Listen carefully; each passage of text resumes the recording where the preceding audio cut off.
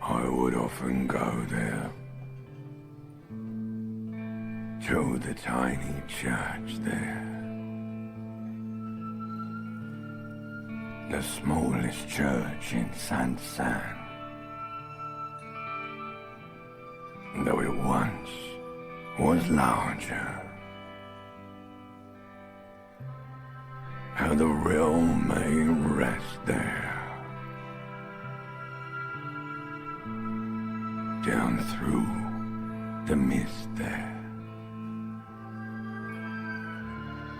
toward the Seven Sisters, toward those pale cliffs there. I would often stay there, in that tiny yard there. I have been so glad here, looking forward to the past here. But now, you are all alone. None of this matters. No, none of this matters at all.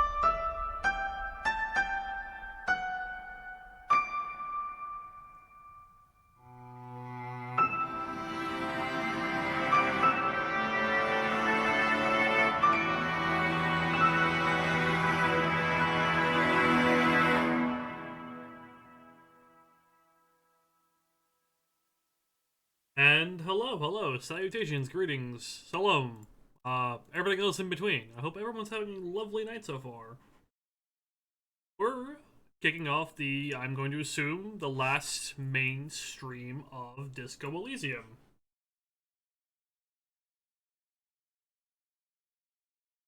Yes, it is time to play some fucking disco, boys and girls. We're so fucking ready. I'm also gonna have to adjust where my stuff is at the bottom of the screen. I just realized.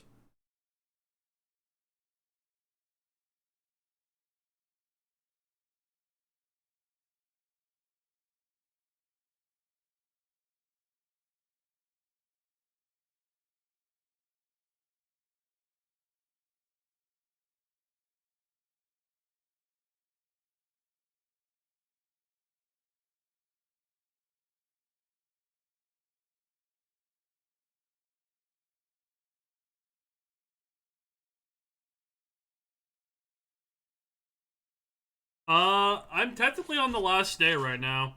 I was told from Eddie that it will be at least 3 hours.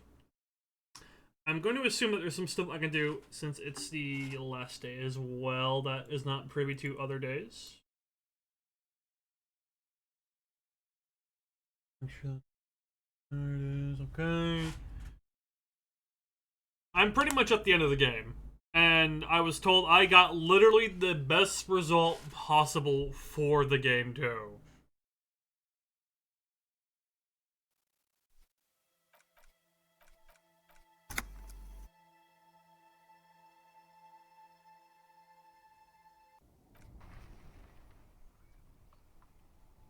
Okay.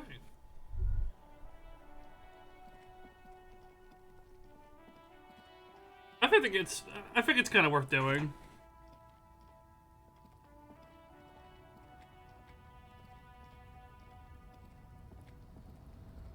Ming, I see what the fuck you said on my phone. Prepare to cry. Oh, I'm prepared for it. The boyadero stares at you with respect, then gestures towards the trickles of blood adorning your clothes. There are types of danger. The one I'm usually concerned with is lung cancer or getting mauled by wildlife, not bullets. It calls back to an older era where this was commonplace, though. You have a true boyadero It'll ruin heart. you. Oh boy.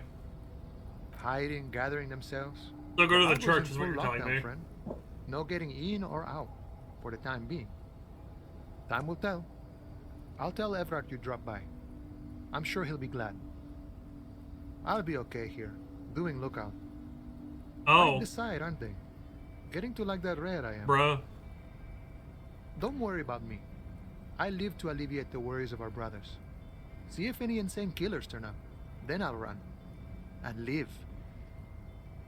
You know it, friend.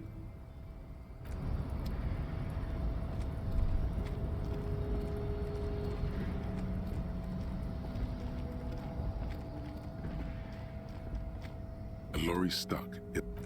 Damn, lorry driver's still not there.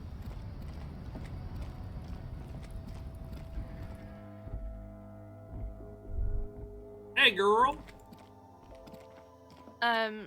Is this about the... Okay, no, they don't. She does not care. There was a gunfire, like, literally not a block down. She does not give a fuck.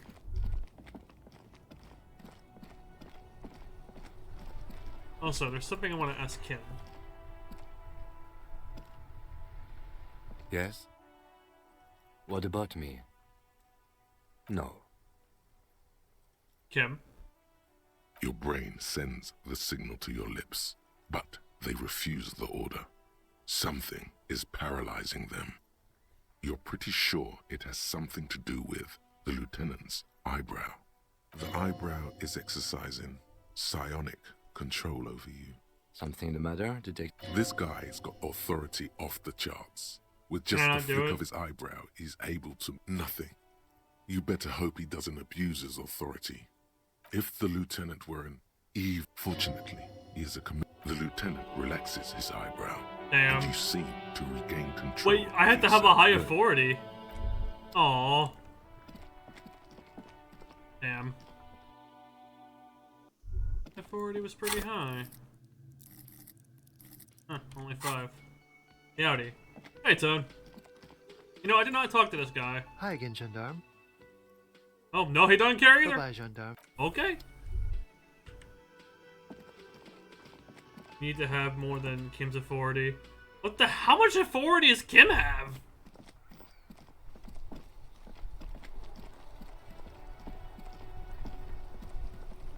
Oh, sorry, officer.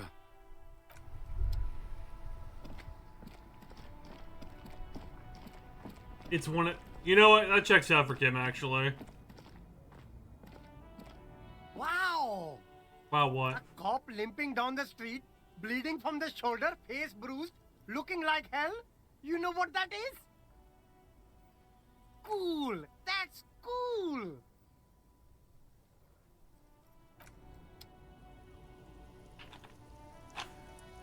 So Kim has his own dominant emotion as well.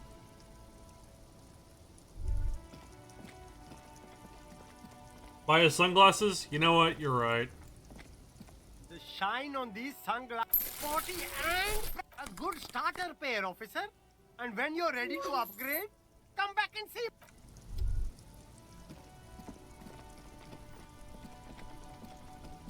You keep coming back.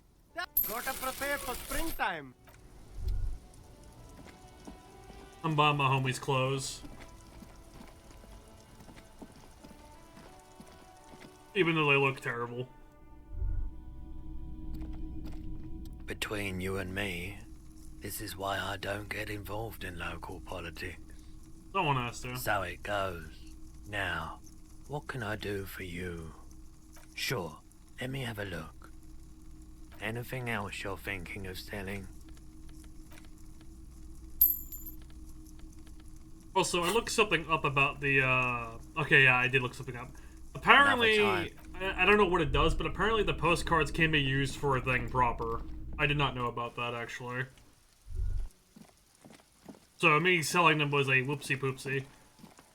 But, oh well. Yeah, apparently you can do something with them. Apparently.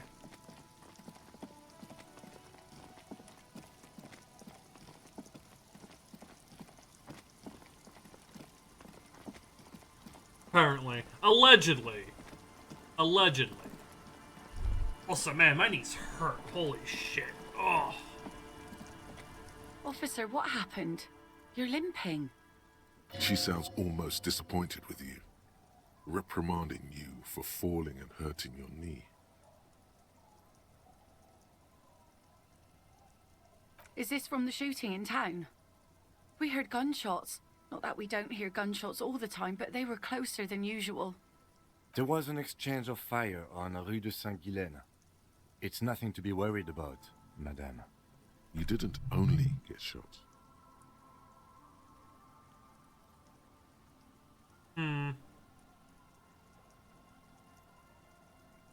Well, good for you. Of course. Can I help you with something? That won't be a problem. It's wind still and the tar just dried.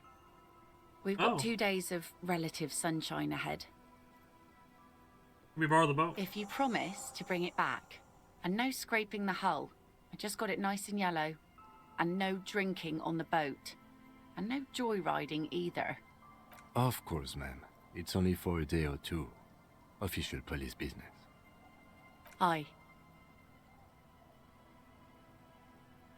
The crow's feet disappear from the corners of her eyes as she smiles at you.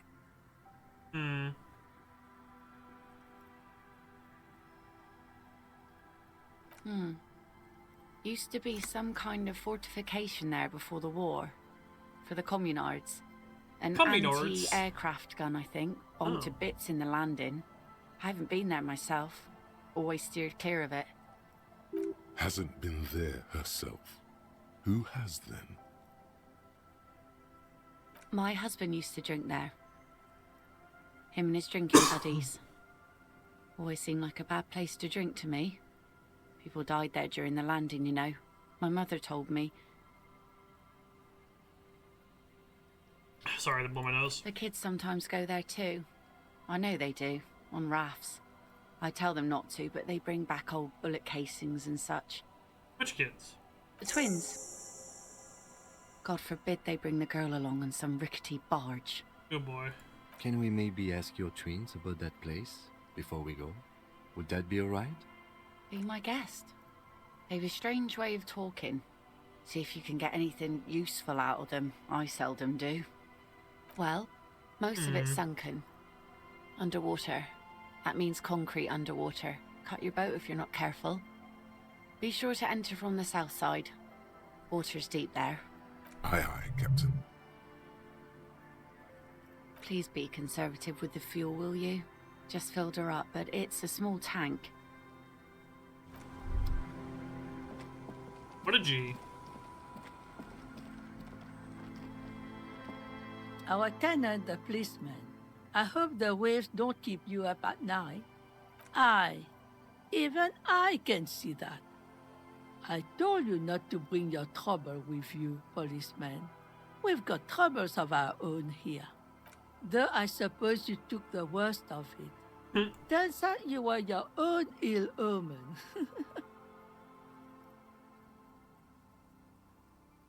I'm not sure those were the last of the men with guns either. There are always more coming for your kind, officer. Ain't that the truth? Then we'll be ready for them. Thank you, head-eye coordination.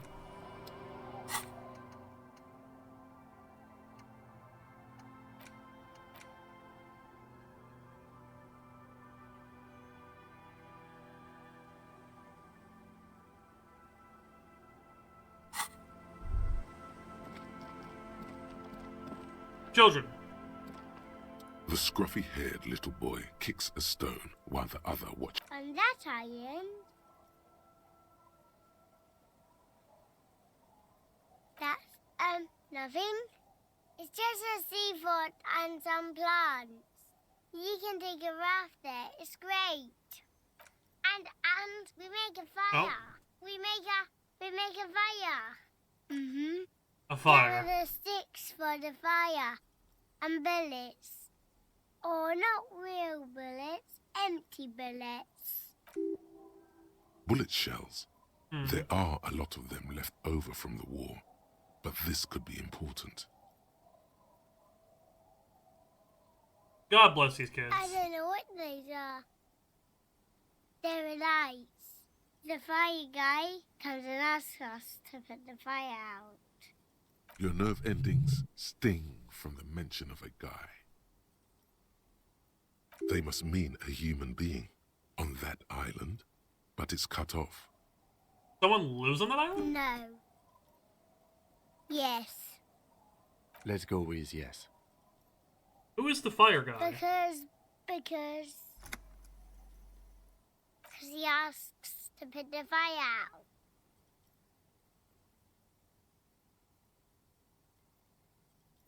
I don't know. He doesn't like it. He don't like people to be there. You shouldn't go. Yes. No, he doesn't live there. I don't think. No, he lives there. Been there twice, 2 times. He doesn't live there. He isn't there sometimes. Which means he's probably out. Anything else? What does this guy look like? I don't know. We ran. He just yelled we shouldn't be there. There's Lights, fire guy. We should check up on that island.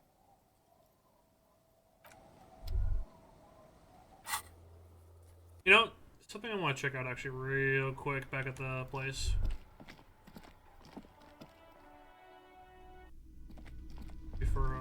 Because I want to check out the room real quick.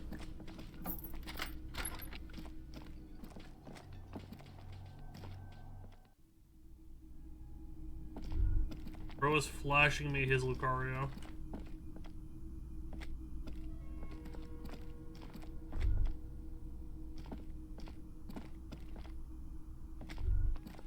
You clearly see Jackpot.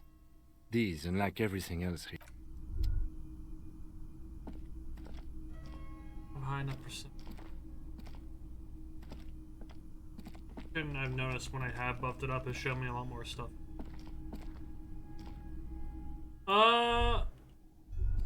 Well, it's weird that there's footsteps there, but they don't go anywhere to show anything. So I'm thinking maybe there was like a hole or something there. I don't know, something. Because why would their footsteps be cut off right there and not lead to anything important?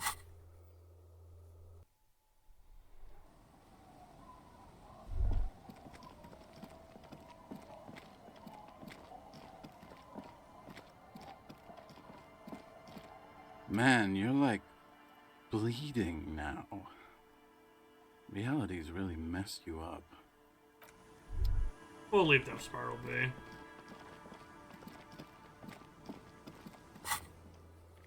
Church.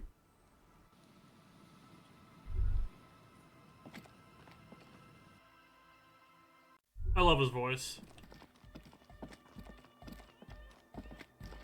Oh, the god of dance is back! I'm answer with a goodbye, officer. Okay, they had no other input. Wait. Curious. Good morning! Yeah! Harder car! Damn. The mother of humanism stands above you, a precious and nothing, just the edge of the crack. Alrighty. You know what? That's a good point. This is all the way out by the church, and that music is blasting. That's a good-ass point. Let's get the boat. Let's get the motherfucking boat.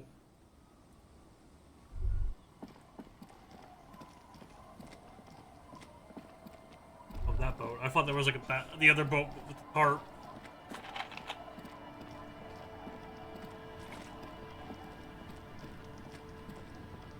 A skiff with a small steering engine in the back floats on the calm mirror of the sea. Its 2 seats are empty. I just drop my soda cap. Okay. Once you get in, that's it. One pull of the starter handle, and you're off into the bay. A strange trepidation comes over you. Are you sure you want to go now? Have you made all the necessary preparations?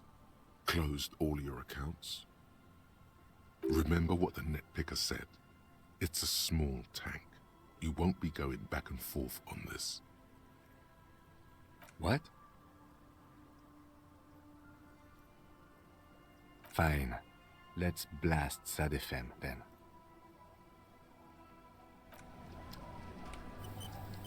Alrighty.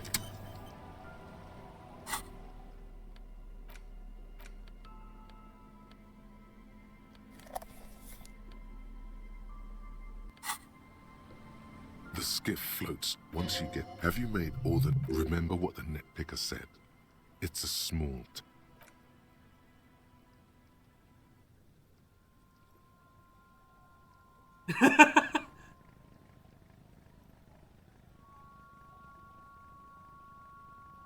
Lovely. Want to be free.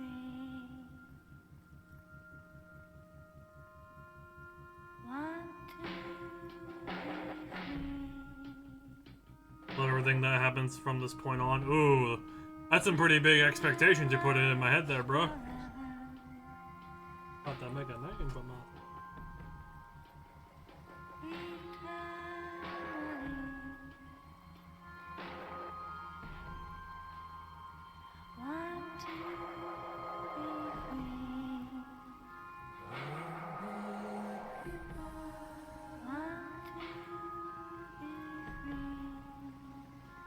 Unforgettable. I will say, after I do finish this game, I think Disco Elysium is definitely on one of my higher games that I enjoy out of all the games I've played out of my entire life. It's really up there. I want to say like top 5 now, out of like everything I played.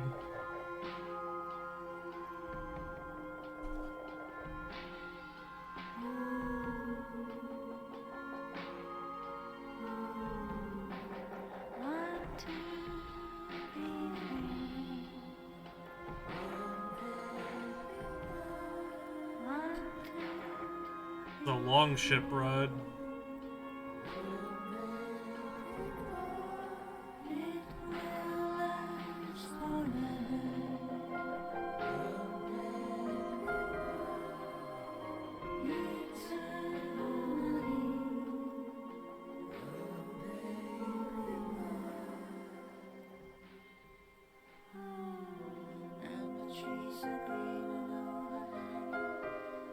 Because, King, you're a good friend. Good friends get the VIP status. Homosexual energy.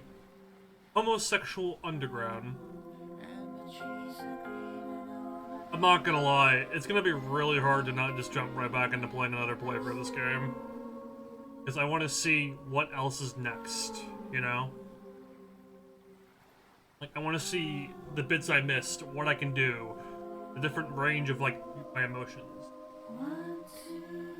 Of course.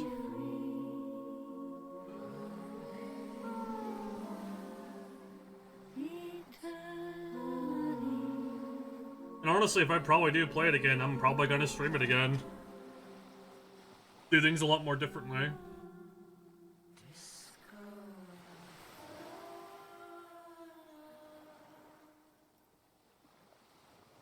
The boat comes to a slow stop. The lieutenant turns the engine off.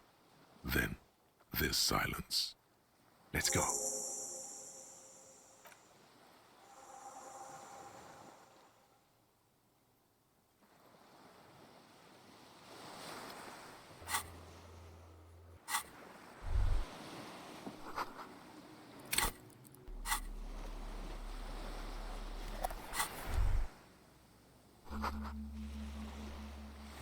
The chain trails off into the ocean, connecting the island to the supply depot on the coast. Ah, yes, so it seems. For bringing munitions to the island, maybe? And supplies? You could also lock the bay when you raise the chain. As a defensive measure, lock it off that side of the bay. From enemies. Enemies of the commune of Revachol. This sea fort was a revolutionary fortification, I believe.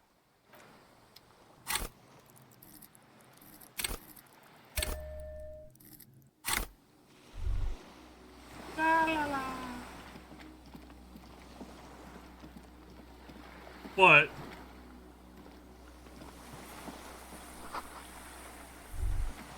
I like how I've invested in a stat. Wow. Bruh. To be fair, Authority, I have enjoyed Authority's dialogue a lot.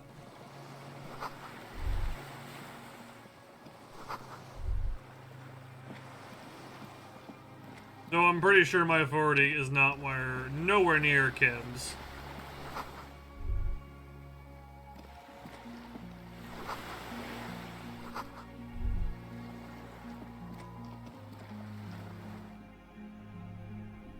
Oh.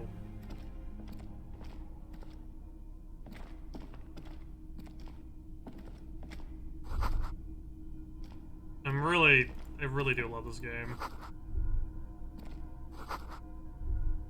Like, I really do enjoy this game. An old cylindrical generator is nested above the ammo lift, with makeshift electrical wiring running out of its side and across the floor. The cables disappear into the wall to your right. The lieutenant puts his hand on the metal barrel, checking for warmth. It's cold now, but someone has been maintaining it. The wiring has been repaired. A hollow ring. The canister is empty. Dust falls from the generator and down into the ammo lift. I don't know. I'm not a philosopher. Someone with basic electrical skills has restored it in order to keep the room warm. Maybe it's the fire guy. The wind outside picks up suddenly. Kim sounds so tired, but then again, it's warm. After everything, I don't blame him. Liquid carbon. I would imagine it takes mazout. The kind that's favored by vagrants and fuel thieves. It's been a long winter, long and cold. If anyone stayed here, they'd need a generator. Downstairs, somewhere?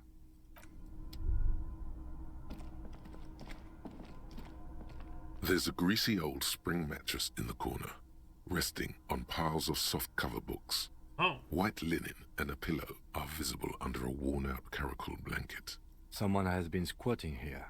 The linen is fresh, recently washed. You force the rest of the sentence out through pain, thick as molasses, no longer able to hear yourself speak. You know, officer, you can rest here if you are feeling tired. I will keep watch. You could use some rest for what's ahead. No, no time to rest. Yes, anytime. If you need a rest later, it's okay by me. You don't have to be a hero.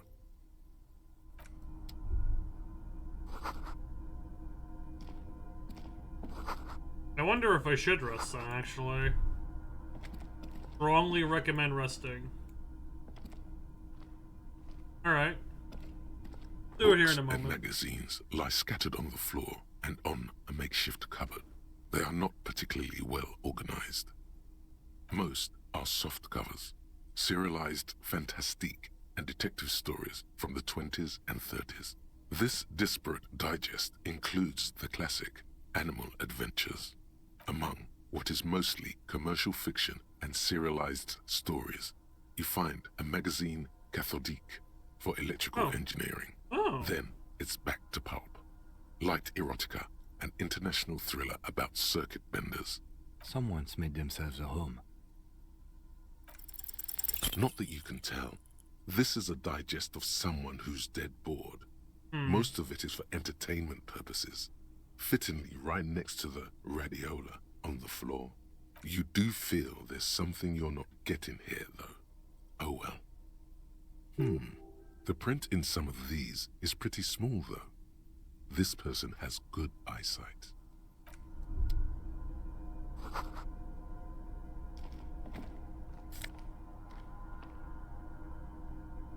Oh. Surplus.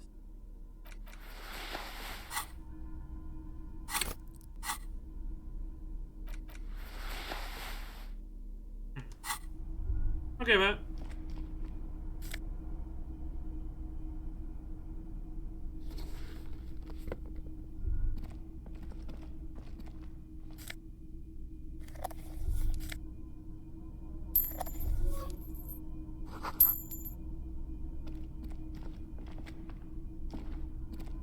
You see a small metal door nested inside a larger one.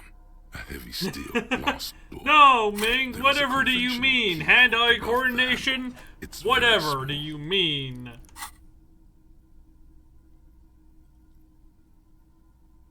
Another part of the island, probably. The lock looks like it could still be usable. Maybe this is one of the doors we don't open? He's right. It would be better to open its big brother. A powerful engine hangs under the ceiling. It must control the blast door.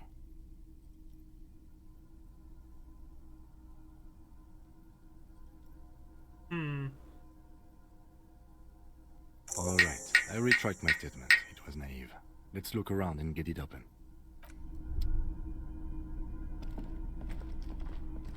I got the fastest hands in the West, baby. Also, communist propaganda. Communist.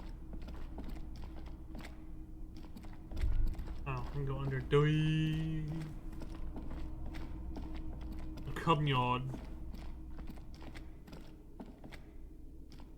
Green paint flicks off the monoblock aluminium cabinet. There are rows of switches on the front panel, a frequency band, and even a keyboard.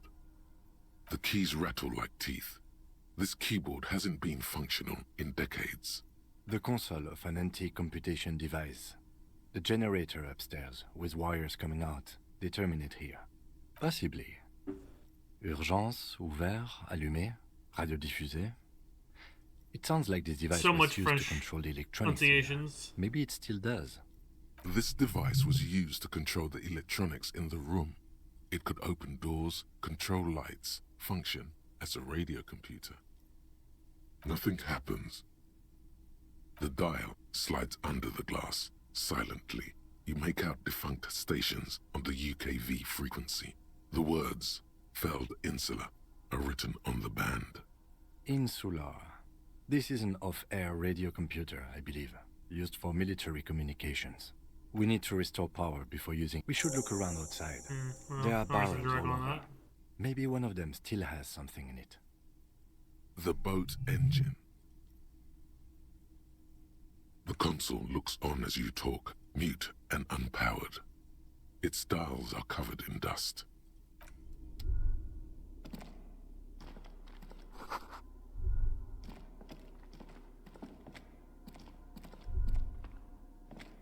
Okie doke.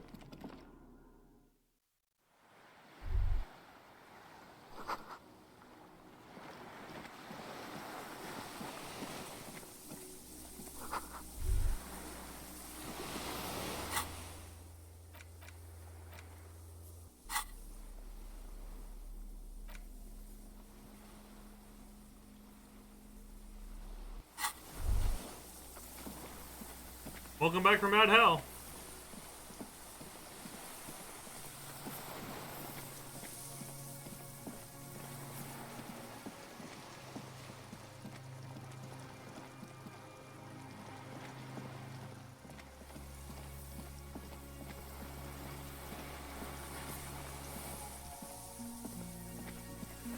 Actually, what's down here? You know, I'm surprised there aren't any fucking mines. A strange feeling looking at the water. Maybe you should just wander off into the sea, leave it all, and walk in with a bottle in your hand. Yes, cold and still, but love is warm like the inside of her mouth. Oh fuck, yes. Go there in your head. It's been days since you thought about her. A week. Oh. No, we're not starting with that. Not now. Not this time. This thought is over. Always. Perhaps there's someone there, under the water, waiting for you. Maybe you know it's going to hurt. In the rain mirror of the bay, you see Martinez reflected. Tall edifices of ruins reach into the water, like shimmering towers. And the shacks too. Pine trees and motor lorries, upside down. Islets and posts, like stepping stones, lead into the water in front of you. Go. Step in. It's been too long.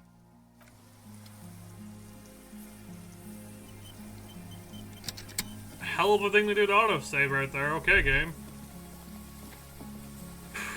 I feel dread right now.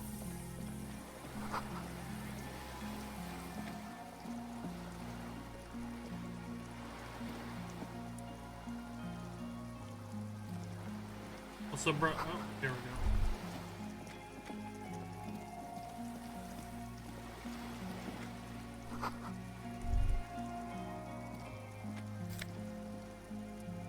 Oh! There's a rain-soaked mattress on a concrete slab, only half covered by the crumbling roof. At the head of it, double embrasures, firing slits like two eyes in the wall. B triple prime. This looks like a good place to shoot from. There's a firing slit in the wall in front of you, like a little window. Quite old and grimy from years without cleaning by anything other than the rain. The springs screech as you lean on the mattress and crane your neck to look out. Trepidation, a tingling feeling in your stomach. A small piece of Martinez coastline opens up in the square in front of you, like a tiny landscape painting. 1 kilometer across the water, the ruins look familiar. A towering skyscraper, its top floors shaved off by artillery fire. Capeside apartments, Rue de Saint-Ghislain, 33A and 33B. The red chimney and collapsed back of the 4-story tenement in front of the whirling in rags, Rue de Saint-Ghislain, 10, the doomed commercial area. The box-shaped silhouette of the whirling in rags. You see a small fleck of white on the rooftop, the upstairs window of Clausia's room, in the rain, reflecting light. There it is. Do you have a line of sight to the window? I can see it, through the scope of a rifle. The shooter would be prone, lying on the mattress, barrel resting on the embrasure. Cheek against the cheek rest, hand on the hair trigger, on a calm day like this.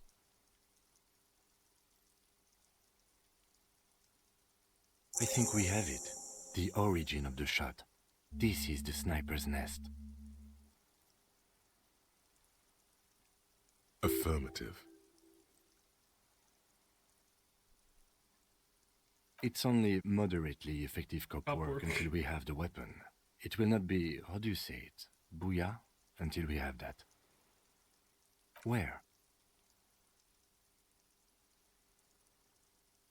He does not answer, just nods. With his back hunched, he looks around once more, and he feels uncomfortable suddenly. We should move now. A single-person mattress, modern, civilian use. Brand name, Marjorie. There's a fuel stain on the cover. along with cigarette burns. A good place to hide. Cozy. Relatively safe from the rain. Okay, what should we level up? Not hand-eye coordination, certainly not. Fuck it, authority, we'll get it maxed out.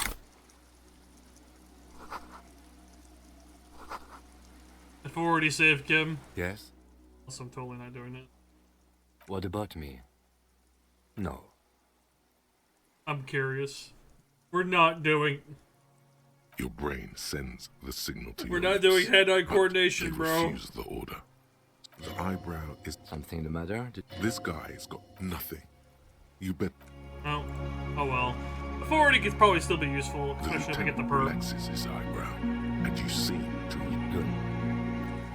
Oh god, why did the music get so loud all of a sudden? I was talking with Kim and the music got really intimate, really quickly. Also, damn, I got fuel. Too bad I can't buy that fucking lamppost.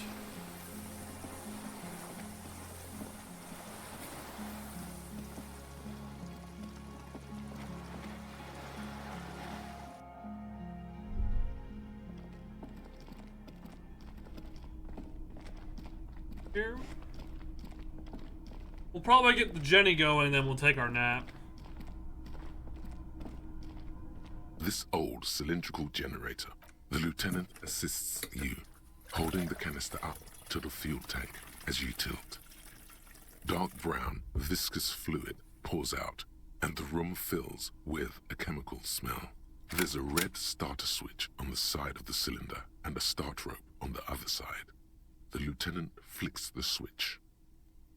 The recoil start wakes the old generator up. The machine sputters like an old warhorse before settling down to a rattle. That should do it.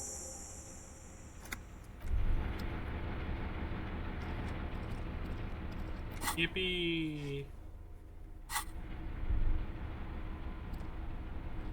The greasy old... The offer still stands. Take it. You don't look so good. The bed is quite inviting, all things considered. It's much warmer inside than out there. Deep inhale, long sigh. You face the concrete wall. There's less light there, in the dark corner. Like a dog, you lie there. You didn't realize how tired you were.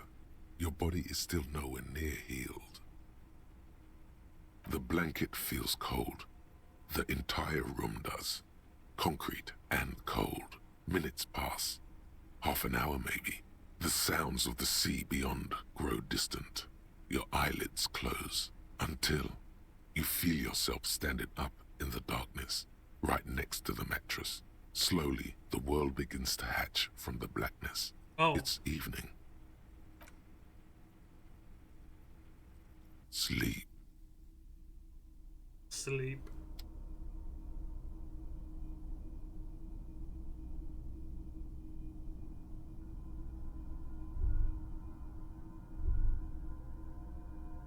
Kim.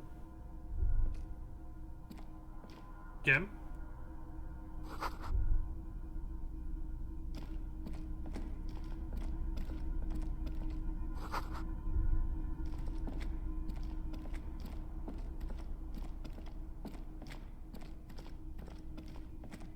Let's go, Lucky. Guess I have to go down for here, okay? Okay, that's totally not ominous.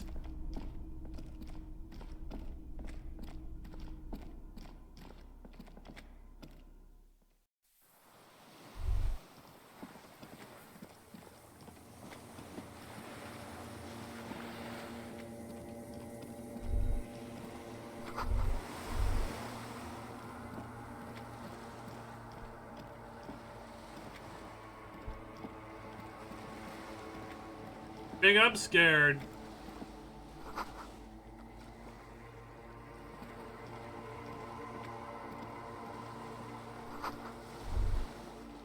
What? Huh? Ooh. Ooh. Dolores clearest day, the innocence of humanism, internationalism, and the welfare state turns around to face you. She has an airship airbag in her hand. She seems to be in a hurry. Okay, don't say you need to talk right away. Melt the ice first. This way you're already talking. But you don't even want to talk to her. She would only be cold and mean. Let her go. Let her go? This is the Holy Queen of the territories of Muindi and Insulinda. Think of the historic knowledge we could glean. This is a once-in-a-lifetime opportunity to win her back.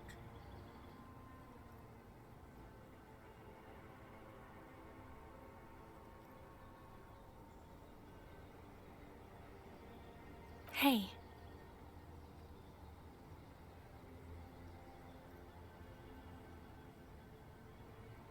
I mean, hey to you too? I'm doing really good, actually. Both professionally and romantically. I've come to a fulfilling and peaceful period in my life. Well, how are you doing, Harry? That voice sounds familiar from the fucking phone.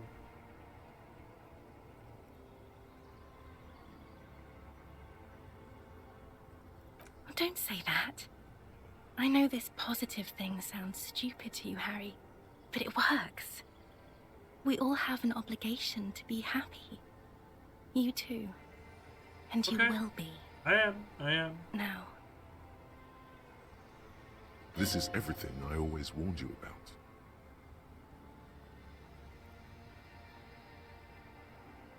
I'm going to Morova. To live there, in Grad. It's 1 million kilometers away, Harry. Might as well be another lifetime. Just my scepter, my globe cruciger, a spare silk gown, a toothbrush, travel documents, the crown of immortality. Oh, this. This is just a wreath. The crown of immortality is made of rarefied light, mana and raw palladium.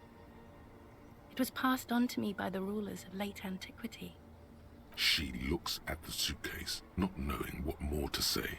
Then, over her shoulder, silence. Her nuptial gown flows in the wind, wraps around her holy body. Anyway. No, Harry. It's just regular skin. I'm not as beautiful as you always thought I was. Let's not get into. She does not answer. There's that expression again. Silence. A distant wind blows. You can't think of anything pretty to say. Oh. I'm sorry. I was heading to the aerodrome. I just don't have time to... She means she doesn't have time to tend to your emotions. She sighs and looks over her shoulder. What are you doing? Stop saying things like that.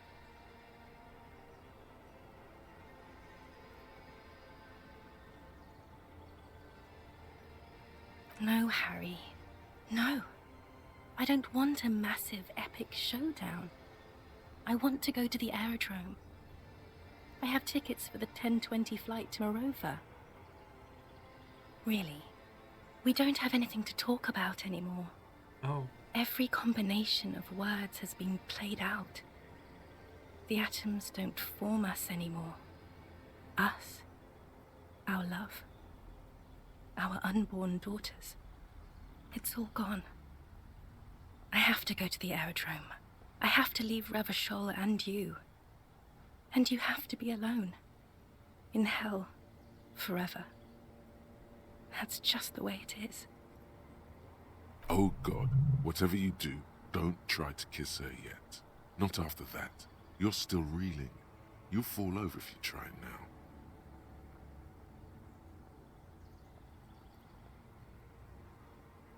I don't want it. It looks expensive. I don't want it. That's not what figurines do, Harry.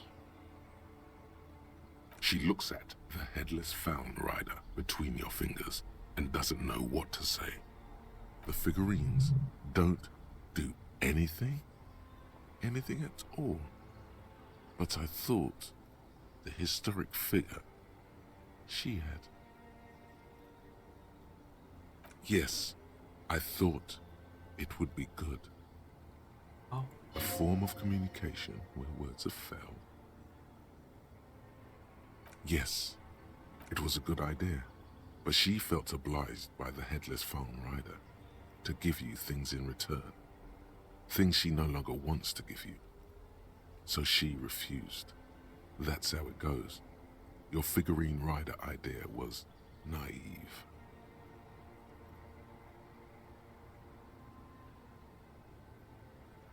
Harry, I don't want things. I want to go to the aerodrome. I didn't ask for things. It's too late to give me anything. Figurines won't I win would her have back. liked the headless fallen rider back then.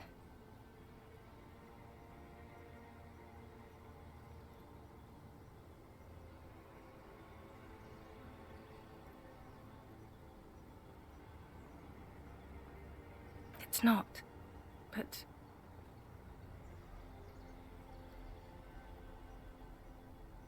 I don't know why I said but. There is no but. That's it, yes. Oh. We've talked about it a million times. You will get over it, just like I did. People do. Things will get good for you again. Where in hell? Stop. You're only making it worse for him. You never help with anything.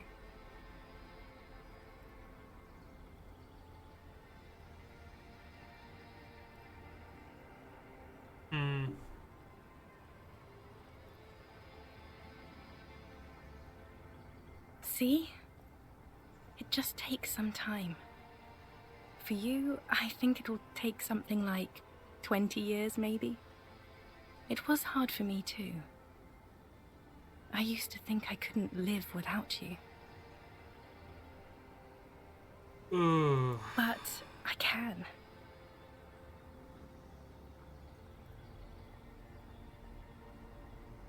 Yes.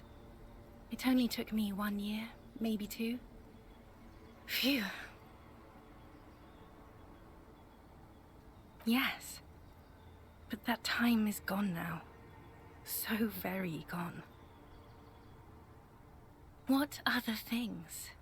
We've been through all the things, Harry. I don't know what you mean. Dolores Day.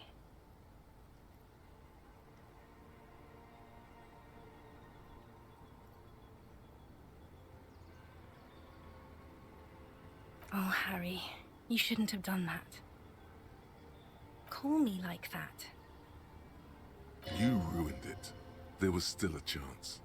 You should have waited longer. She would have called you instead.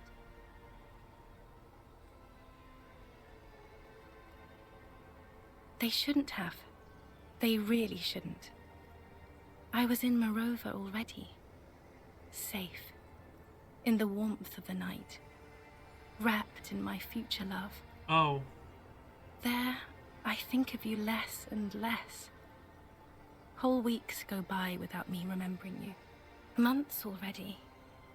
Soon it will be years without the hurt. I sit there in Morova, in the holy gratitude of my bliss. I put my hand on my belly and smile.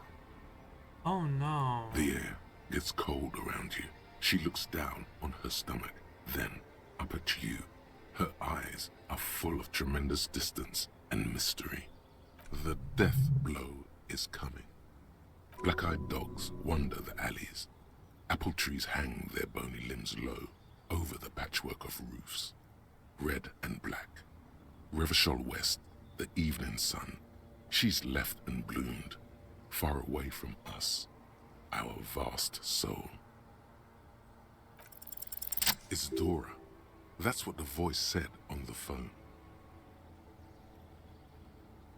Dubois, yes. Dora Dubois.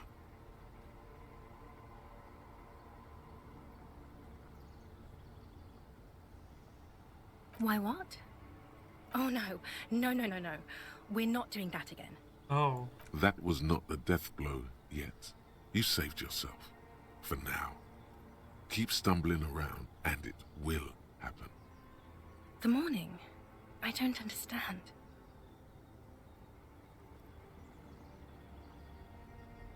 Oh my god, Harry, stop. I don't want to hear anything about the morning. Mourning someone who's still alive. Any of that. I can't do that anymore.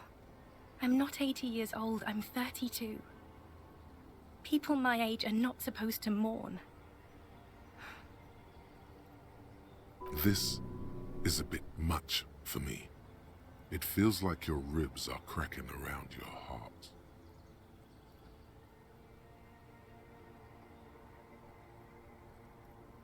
The advisor to the Queen of Sorrents sighs and looks down at the crumbling asphalt. There is nothing she can do about your chest pain. Wasn't I Dolores Day just a second ago? Now I'm the X thing? You're confusing me. Look, I have to be at the Lausanne Aerodrome at 10:20 p.m. I still have a light rail to catch. I haven't even bought the tickets yet.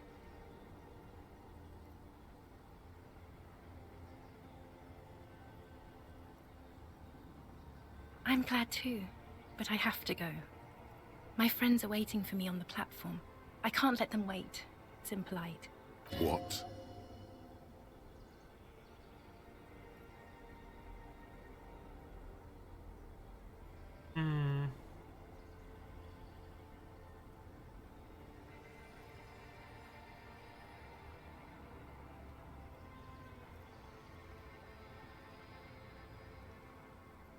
I will. 1,000 times you've beaten animal. 1,000 times you've raised that fabric. What is underneath has always calmed you, centered you, made you sane. Yes, Harry. I am. Things have gotten much better for me, now that I am the ruler of the known world. Oh God, it's already so late. I have to go, Harry.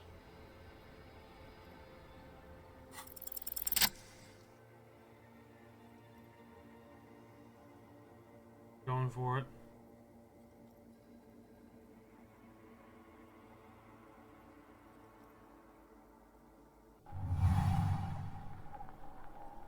With your feet trembling from the steps you took, tepid and fearful, you stand against her, her body close to you, radiating warmth. With your eyes closed, you move your lips on her mouth. She is not kissing you back.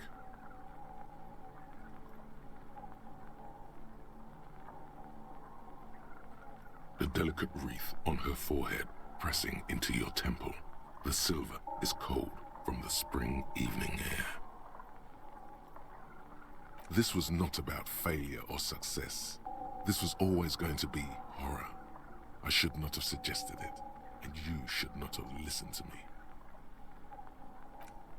The moment is ending. She is going to move her face away from yours.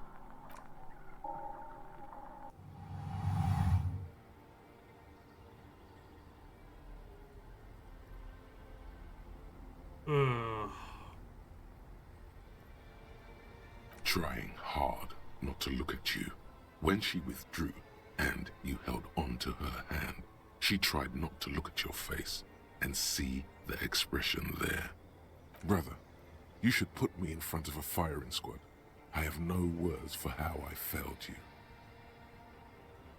No, Harry. Not yet. There is one more thing you have to see. Oh. I'm pregnant. Oh. You know what this means. Of course not. I terminated yours. Don't you remember? You poor fuck. Poverty-stricken fuck. Now, go ahead. Ask me more questions. Let's talk about something else. No, This has to end. Do the last one. Ugh. More questions. Ask more. Fuck. Holy shit.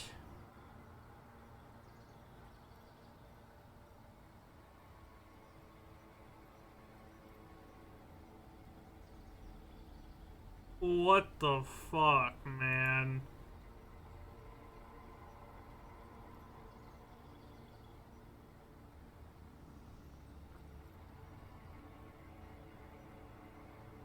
We both said a lot of things. We were very young. It was her. I can feel it. I can see it in her tender long fingers, in her wrists. Her hand wrote it, said those things.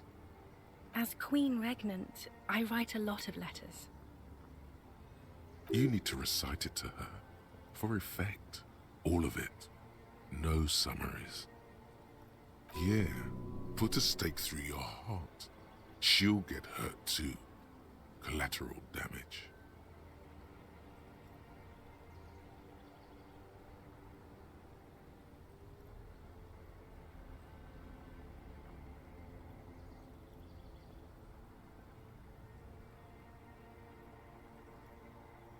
Please, Harry, I just don't have time for this.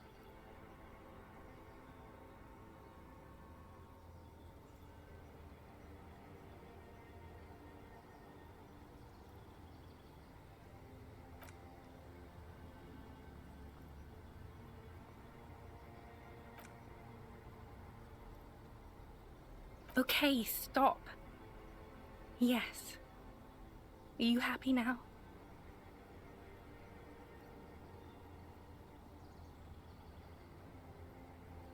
Very well. I wrote it. It was morning. You slept. There was hoarfrost on the ground when I left, on Voyager Road. It was autumn. The first autumn. But Harry, please understand, it was 1,000,000 years ago. No, it was 100 million years ago. Oh. I was someone else then, filled to the brim with love for you, hanging on your every word. Oh, Harry, you were the coolest. But I am no longer that person. This has taken her place. It will devour you. Harry, I will eat your mind. The coolest, with your leather jacket and your boot-cut pants, smoking in the bus stop. I wanted you to be the rest of my life that day. And you were. Some of it, at least. You were my first kiss, my first time to have sex, the first and worst time I fell in love. I will always have that with me. It's a fact. But that is all it is. It's like a ticket stub, Harry. It doesn't do anything anymore. Yes, let's talk about that too. Let's bring it up, the zoo. In Le Jardin, the day we went east of the river, to the aquarium first, I was sad about my mother. I don't even know why. The shimmer of the fish tank on my face, the octopuses. It was just a day then, but to think, were we there now, you could touch my hair, kiss me, talk to me about anything, go virtually anywhere in the world. Not like now. Now our interactions are limited to pain and regret.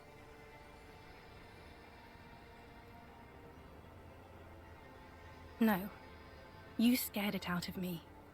With your crying, your hysteric, the awful time we wound up having, and the cheap rental flats you could afford. Oh. Can't you see? I can never think you're cool again. I can only think that way about new people. You're a better man now. More level-headed. More normal. No, it's too late. I found someone for whom I feel the same love I did for you. Only this time, he is more careful. He will not lose me. It will go somewhere. It will grow. Your heart burns. Through the blackness, you feel the trickle of blood on the mattress below you. Harry, do you notice how none of this is very funny?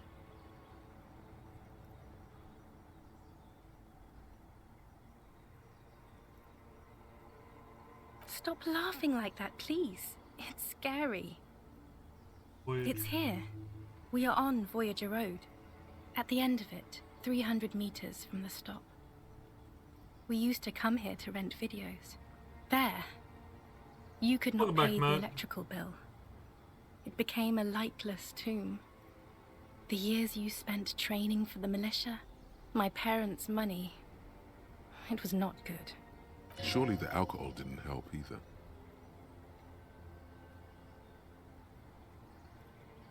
Everyone has a little glass of wine every now and then. I certainly do. It's a Queen Regnant thing. I don't think it was the alcohol. It was inevitability. See? If you drank with her, you'd be cool again. If you drank with her, you could have sex on alcohol. Is there really anything left? If not, we can always repeat one of the things we have already talked about. Talk about it again. If you do not feel like doing that, you should let me go to the aerodrome. I have to, Harry. Really, I've already missed the 8:30. I'm gonna go now. I was wrong. You don't have power over her anymore. You shouldn't have said that. I am wrong about everything. You should go on without me. Whoa, that was a whole extra bit of dialogue there, Authority.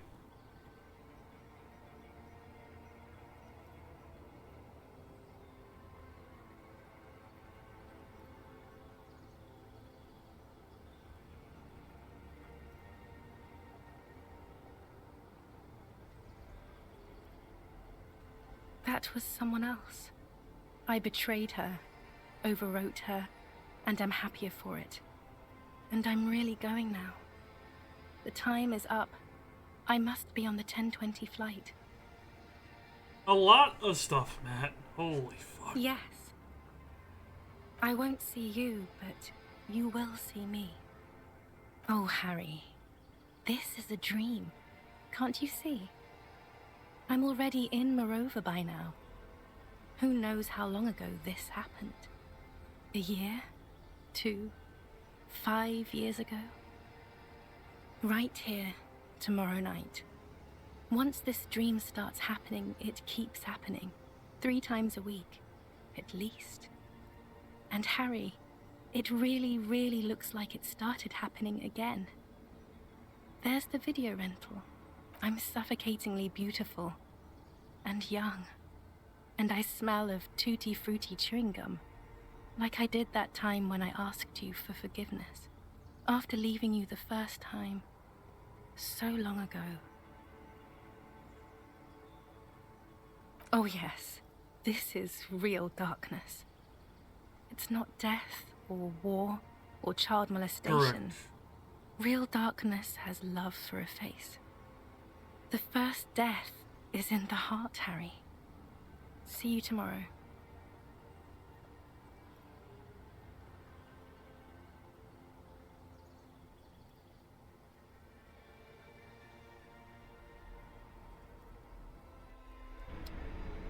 Oh.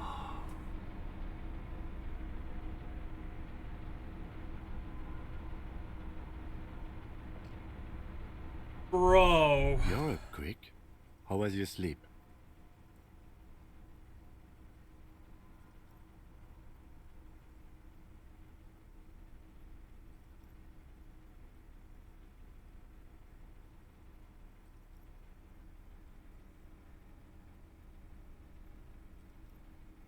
I did not want to wake you. Perhaps I should have? Was it a job dream? The lieutenant nods. solemnly. I understand. We've all been through similar things. It can be overcome. Okay. He's still worried. You must have really thrashed and squealed in your sleep. Thank you, Kim. Soft covers, serialized, fantastic. Wonder if I smoke.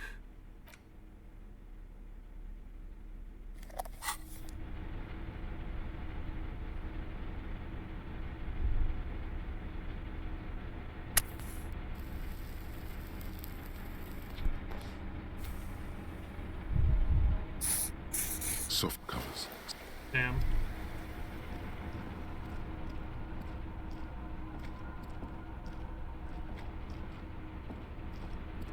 Yeah, it is. It is definitely after dream smoke. Golden glow animates the console. Faint, like a ghost light. Urgence ouvert reads one dial key. Allumer. It's on.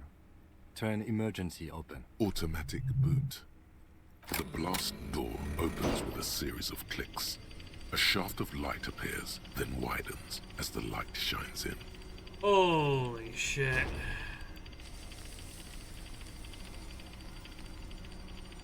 Okay, I can see why you wanted to stress that part. That was a bit draining, actually. The ineffability of remembering someone that you want to forget, A but sudden also want to wave of remember. anxiety makes your skin crawl. After you.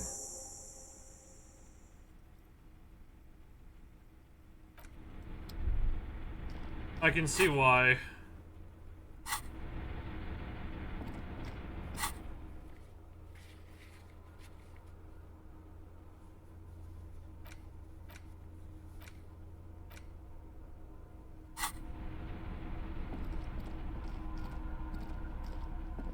The accursed X something.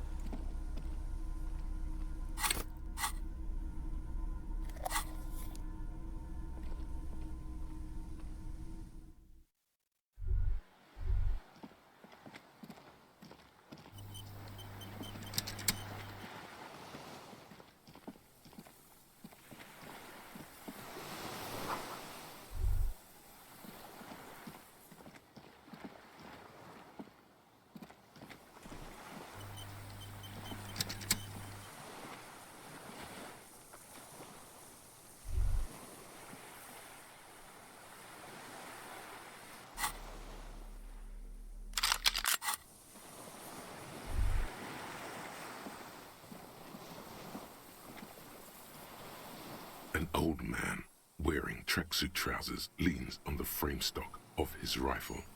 He gathers a big ball of spit in his mouth. The deserter. Then spits it out into the extinguished fire before him.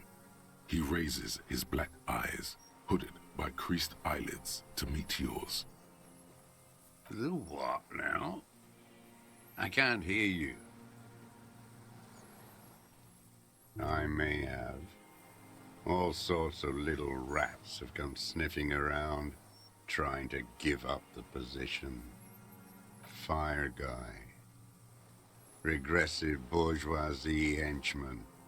Can't even talk like a grown-up. I did. And you opened it. How? I should have burned that console down. Reactionary rock and roll music.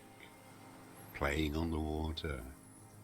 Told you we shouldn't play sad FM.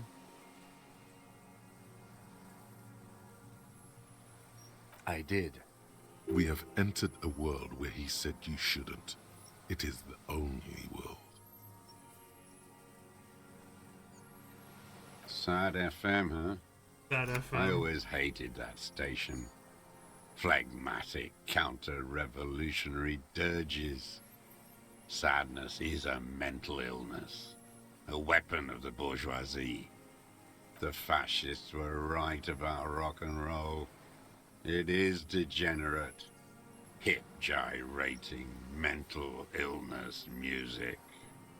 It's not nice. It's a piece of shit. But it gets the job done. It's a Triangong 446. A Samuran rifle. How did you get hold of one? It was sent to us by our brothers in the Sinyao commune. Military aid. Huh. It has stayed true to him. He can still make it sing. I did. I should have reacted. I told you we shouldn't play sad. The fascists were right about rock and roll. You heard me. Finger slip. It's good now. Like chalk wiped from the board.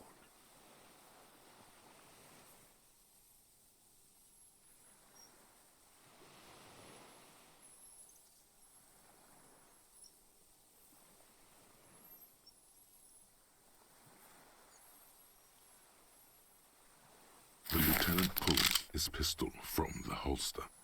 You are a glorified night watchman. This is a service rifle. I can only lay it down before an enemy commander of corresponding rank. Authority. The words, "I am an enemy commander," sound cold as iron from your lungs. The old man still hugs his gun. And what rank would that be, dog? A big wheel of the 4th Regiment of the Pederast Army. To hell with it. It's a walking stick anyway. It's out of bullets. Yeah. Like an amputated limb in the sand. His gaze follows your motions. The rifle feels surprisingly light in your hand. Frame stocked and patched in places with tape and wire.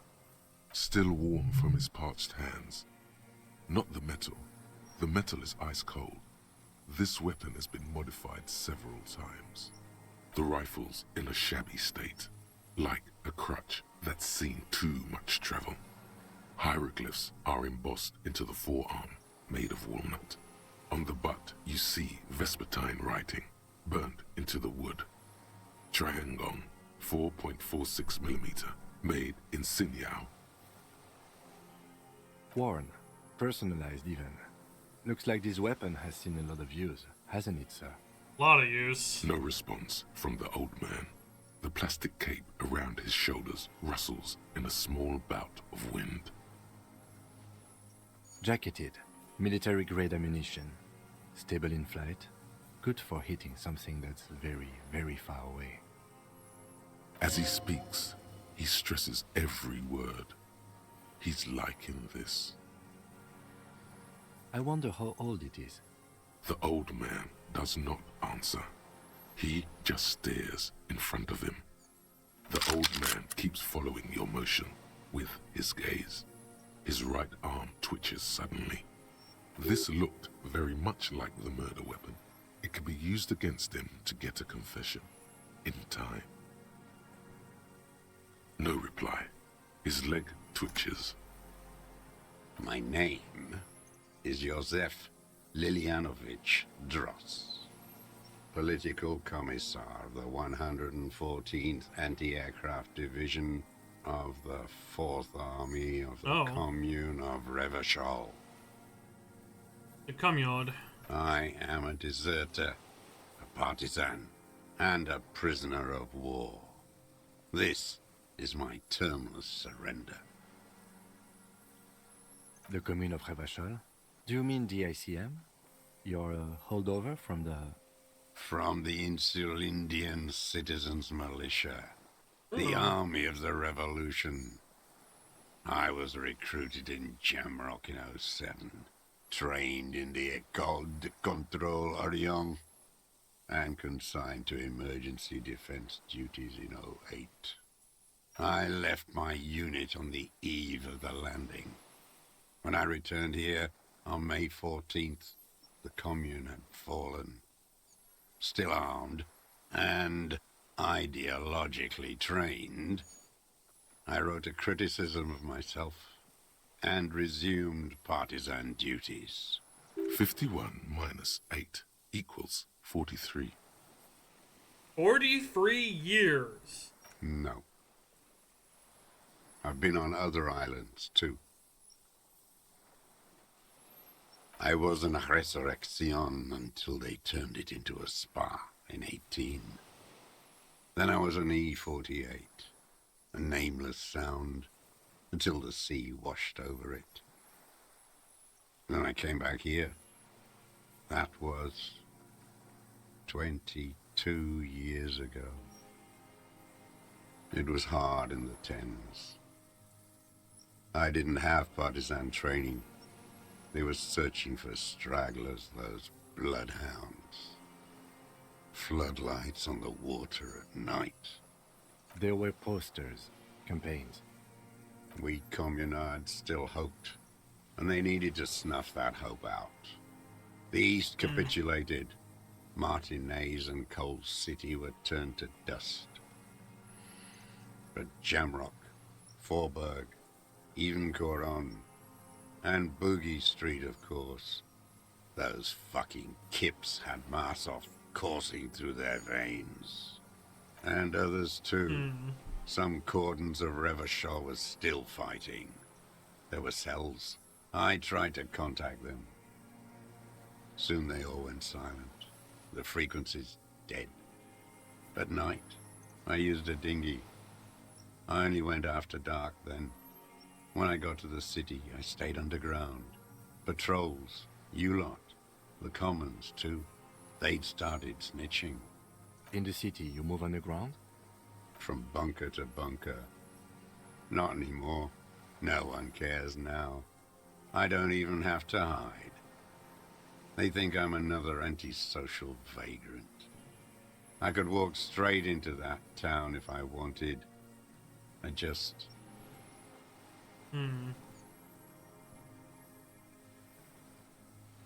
So you finally found it. There must have been a small squadron's worth of arms in there. Elmer Graves, right? I know. So you've been there? Sleeping. Some nights. Ammo scrounging on others. Those McGraves were shit, even before they corroded. Some had bullets in the chamber, however. You feel the dots connecting. Little dots on the map he's walked across. I don't want to. They're all traitors. Pigs, rabbits, and dogs. Men without ideals are only animals. He does not want to see life moving on. People forgetting, drinking, laughing. The propaganda bunker. I used to, but not anymore. Propaganda bunker? They stored leaflets there. Broadcasting equipment, too. Made broadcasts, I think. Propaganda officers. I buried them with their leaflets. They killed themselves. 2 young boys. And a lot of our boys did. I spent some winters there. Never liked it. Kept thinking of them.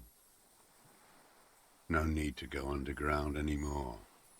It's better in the ruins, on the ground. Okay, another The thing. old man looks across the water, at the city, the ruins, the motorways rising above it. 43 years and 10 months. He's actually counting. It's not how a human being should live. But I had to. I couldn't just forget. I couldn't just forget what I saw. He just couldn't. He nods. But he can now. What have you been doing during all this time? Hiding, fishing, waiting. Where the afternoon grows late, on Rue de Saint-Ghislain, people walk home. Street lights will soon be lit. Further inland, the streets are alive with workers, men, women, children, street hawks and migrant laborers. The temperature is steady. Altocumulus clouds form above Precinct 41. Holy shit. Always waiting. For her to return. For her? Her who? Girl child. Revolution.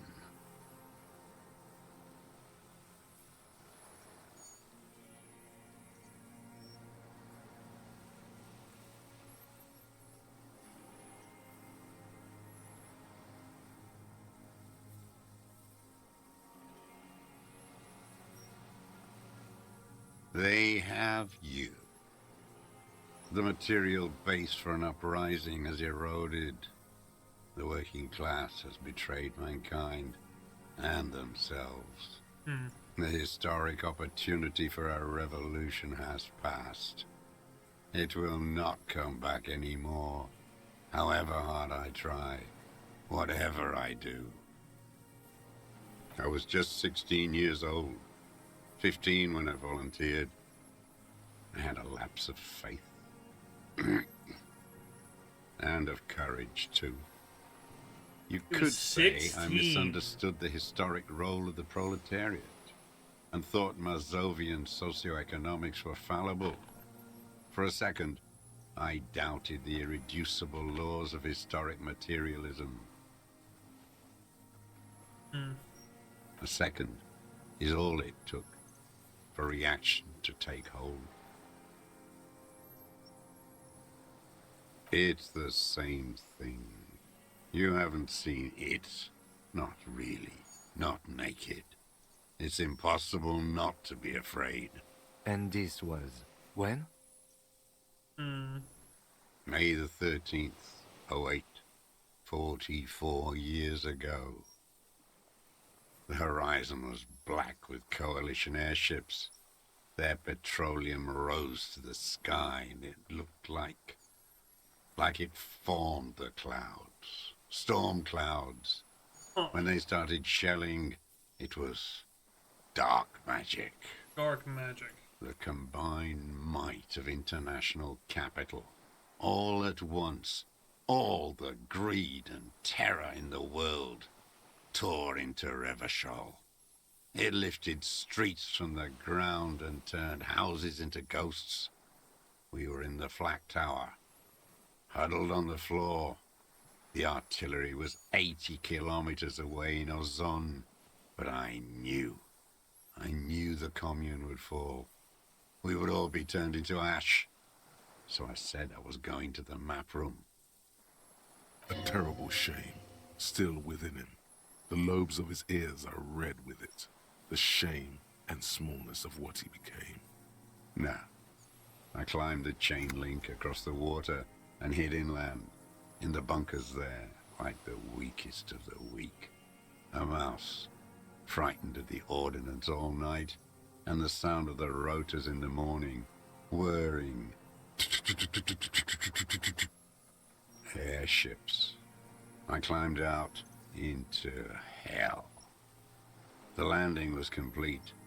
The chain was submerged. I had to swim back. The fortress was half submerged too. Shattered. Ow. They'd all drowned in the lower levels or got torn to shreds above. The anti-aircraft gun had malfunctioned. So had I. I left them without ideological direction. It was real. I'd seen it. I'd seen it in reality. Some kind of great terror, worse than you've ever seen. The mask of humanity fall from capital. It has to take it off to kill everyone, everything you love. All the hope and tenderness in the world. It has to take it off just for 1 second to do the deed. And then you see it, as it strangles and beats your friends to death. The sweetest, most courageous people in the world. You see the fear and power in its eyes. Then you know that the bourgeois are not human. Let him finish. I had to. I had to fight it. I had to never stop.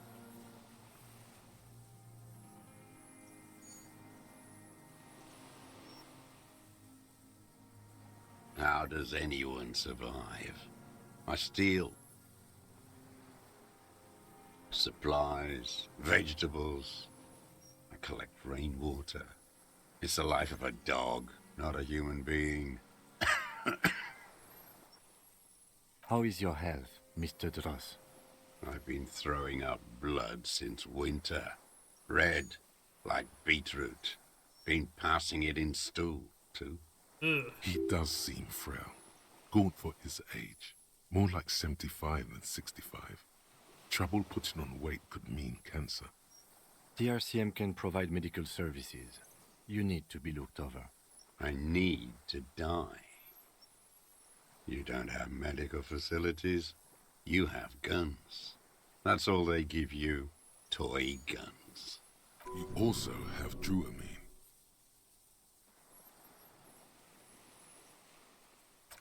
I have been running out of that stuff.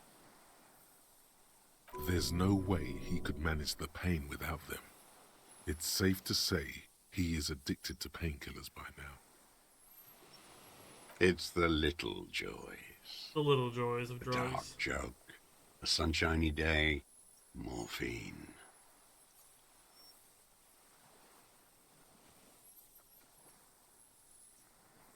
There's nothing to look over. The triage is in, and it's black. Administer morphine. Moribund. I haven't. I have holes in my brain. Years missing. Others filled with pain only. A decade of... I don't even know what. Inferno? I would imagine it gets tremendously difficult, mentally, to live in isolation. Traitors. It's better alone. I watch the people of this city turn the lights back on more and more each year. Ruins, glimmering in the dark, like a fucking merry-go-round. It's disgusting. Are they not heartbroken? How could they have moved on? It's not an island, Dwat. It's a defensive fortification of the commune of Revachol. And I am its last surviving defender. The congenitally deformed King Philip II built it to restrict access to the Bay of Revachol. We captured it in '02, retrofitted the fort with an AA gun to defend against an airborne landing. Against the whole world. And it was sea attack. Coalition military called it Operation Deathblow. I later found out on the radio they called it Deathblow. You're one of them. Tell me, who speaks like that? We had 50 million people on Caillou alone. Sure you are. You're RCM. Answer me. Who calls an operation against 50 million people Deathblow? Iblis. The Black-Eyed Angel. You're with the RCM. The coalition-appointed mob that enforces bourgeois morals in Revachol. A so-called Lieutenant W. Freighter.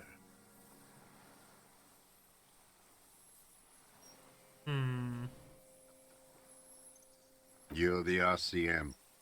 You represent the Moralist International. The enemies of humanity who took this city. I represent their adversary, le Parti Communiste dans ce land. Take me to them as a prisoner of war. I have relinquished my weapon. I can no longer serve. No superiors can relieve me of my duty. You bulldoze them all to a mass grave for trying to free humanity. Rene, the royalist on the coast, said. Liberal reactionaries signed that instrument. Traitors who should have been burned alive. I answer to the Communist Party.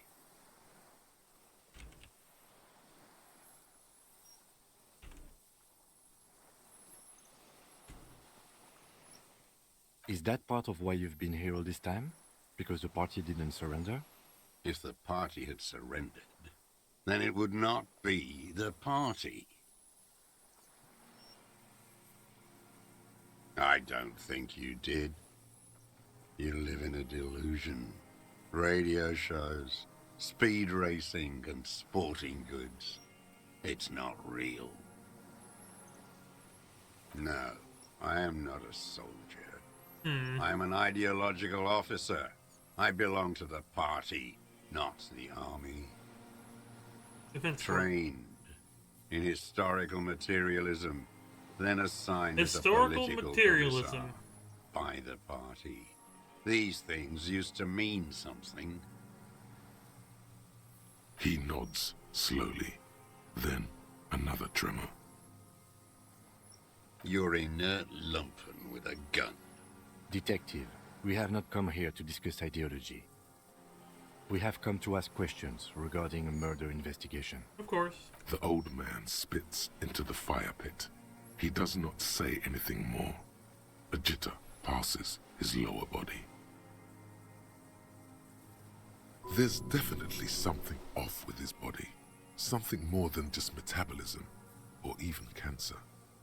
I have another question. There's nothing serious in this world.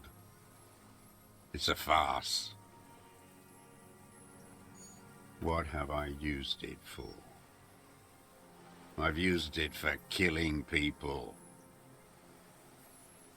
Here we go. A trail of blood.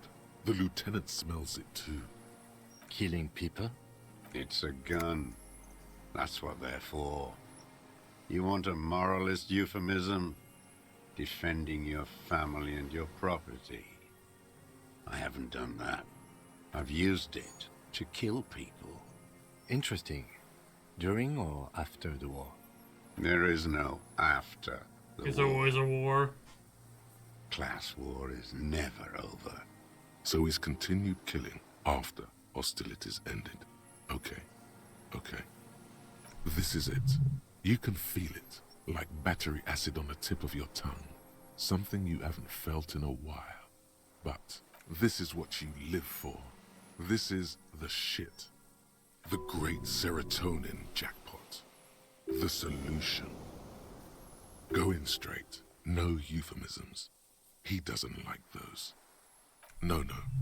Be careful now. Slow and steady does it. Make him repeat it first.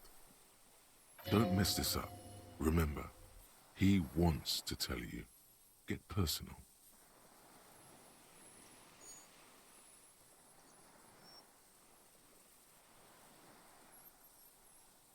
What did I just say?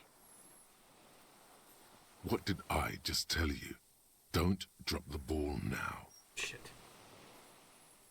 So wait, which one do I say? Shit, fuck.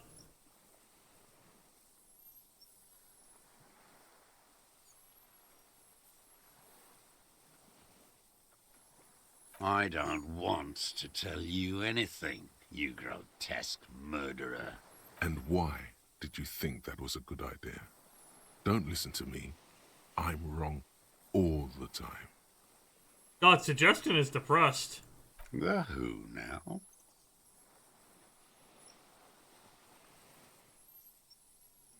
Oh yes, that one. Ugly piece of work, that boy. Did you kill him? I am a son of a welder and an officer of the commune of Revachol. I do not collaborate with murderers and pederasts of the liberal regime. Exhaust him with proof. Pile it all on him. Get a confession. The gun, the murder weapon, is the perfect opener. Something about the tracks. Suddenly, all those tracks are so confusing. Go with something else first.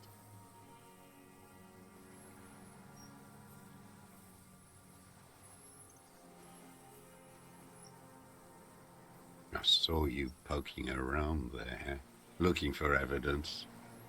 You're damn diligent when it comes to dead fascies. Did you like the view? You had direct visibility. There are embrasures in the concrete, specifically meant for a top follower to use. And you had a long-range rifle in your possession. You've been here a long time, Mr. Druss. Too long. You clearly need medical aid. I'm ready to die. Done my part. I've done my part. Okay. He's practically admitting to it. Dead fascies for fascists. Done his part.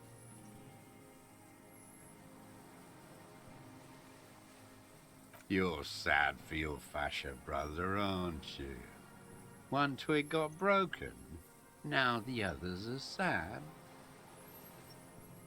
Almost. He almost burst out there. Keep piling arguments. Anything. Not a lot of guns around that use military-grade ammunition, are there?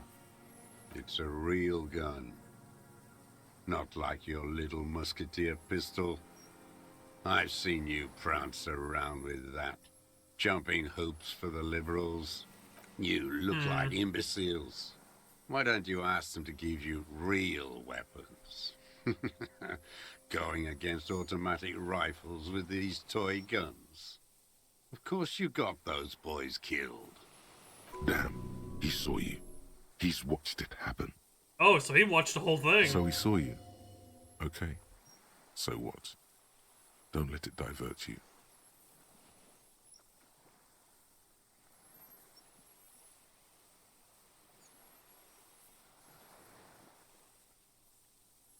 You know what?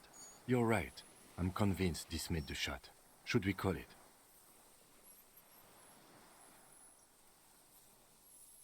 .46 jacketed ammunition, modified for range. We have it. This is it. Good. Nice. This feels good, doesn't it? Tearing things up like this. When you have the murder weapon, you have the killer. Murder. This pushed him, but not enough. Just a little more. Wait, don't forget the footprints. The diagonal prints in the dust in the secret space behind Classia's bedroom. Now they're gonna come up. You got it. Remember? The boot prints were like no modern soul.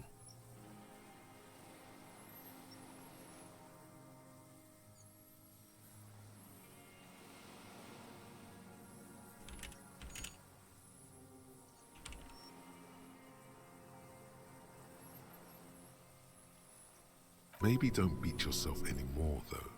You're not immortal. Everything is brands with you individualists. Who cares what brand my shoes are? Sansa? Some shit. Show me the souls, please, Mr. Druss.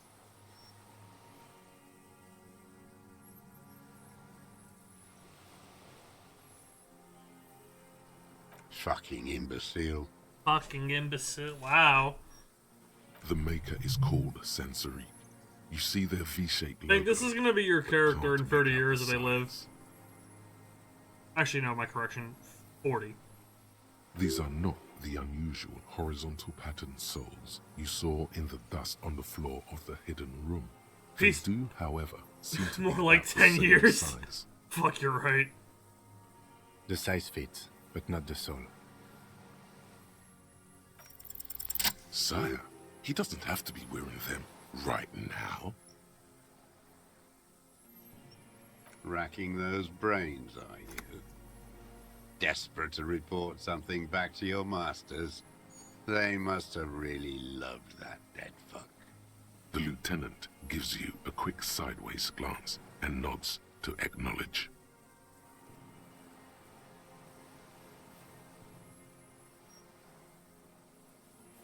The prints were his.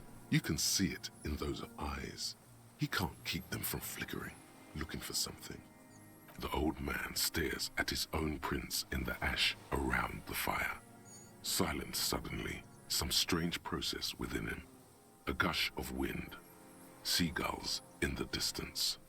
You know who he was. A coalition-trained murderer. Armored and armed. He wasn't human. The blunt end of a hammer. Dripping with blood. Beating us to the ground. Moaning with joy.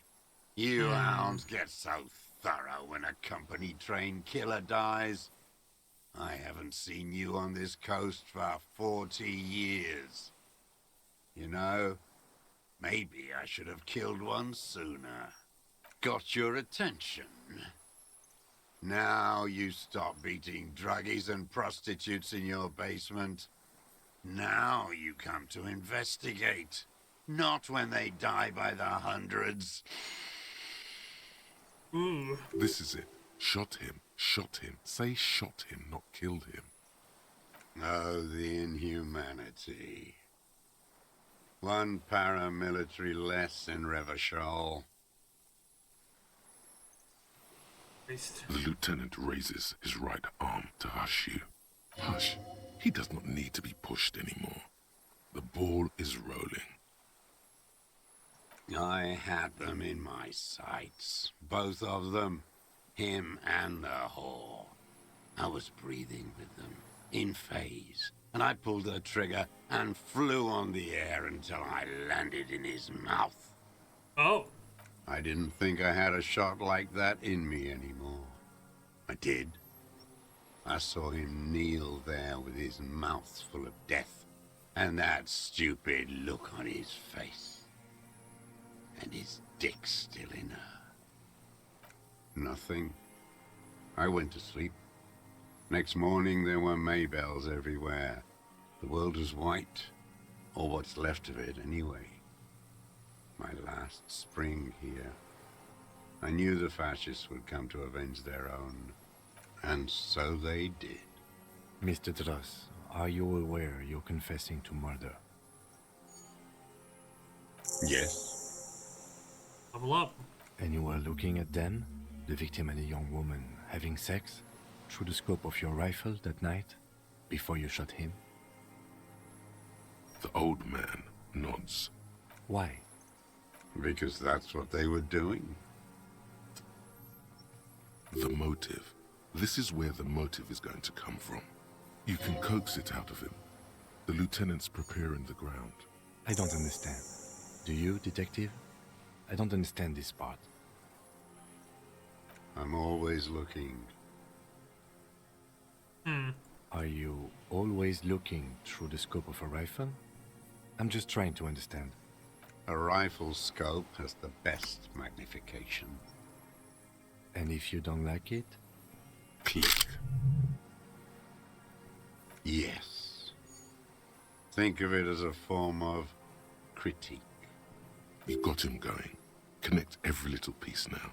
Wrap this up like a gift. Them. Fucking. I didn't like that. Jealousy is a reactionary concept. I didn't like the Reaver enjoying himself. Drugged out, soothed in the arms of a young woman.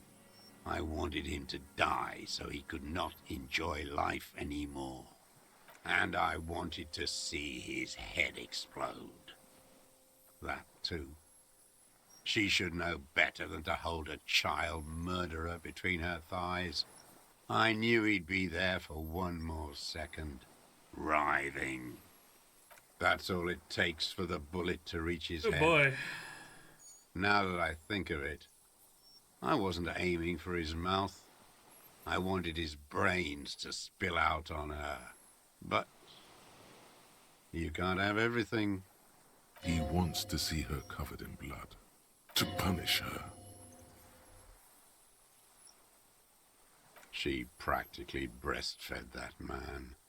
You wouldn't believe the things she let him do to her. You stare at them too. In your mind, her innocence day still turns to leaf. Airport bag in hand. Silks flowing in her wake. It's no good, Harry. Her voice rings in the evening air. It smells of burning buildings.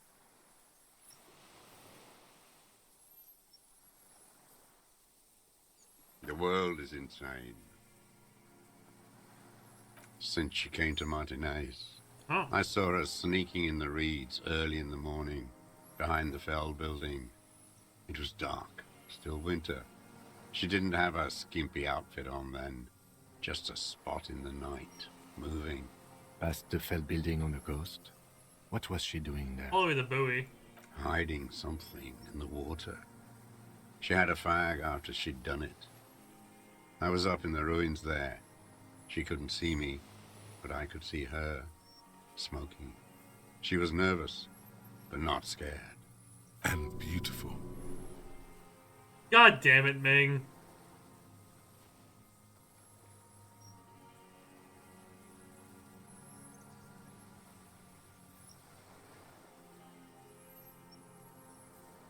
That, too. How could you see what she looked like? You said it was dark. The sun came up. Her hair was like cobwebs. She smoked more fags and snorted a line of whatever shit she was on right there. She needed it just to move. Her passport and tickets to Villiers. And from there to Cachet Brut. After she was gone. Did you keep what was in it? When we found the submersible, it was empty. No. Why would I do that? I didn't need tickets to Villiers. I put them back. If I wanted to extort someone, I'd do better. This implies that he's thought about extorting her. Why would I need that trash? I'm not going to Villiers. I did. She had a face like an archipelago, with those birthmarks, and a body hard and lean and bruised all over, black and yellow. I could see she's taken a beating. I could see who she was, too. A spook, on the run. Revachol's the cloaca of capital now. All the bagmen and arms dealers end up here to do drugs and have sex like animals. Checks out. You could tell she was a spook from the documents? She had different color hair on the photo, and glasses. Forged. Some sordid bourgeois affair. I've heard about this kind of thing on the radio. The bruises. You can't make that out in a scope. You can't see bruises through a scope. It's just a blur. It quickly comes to you.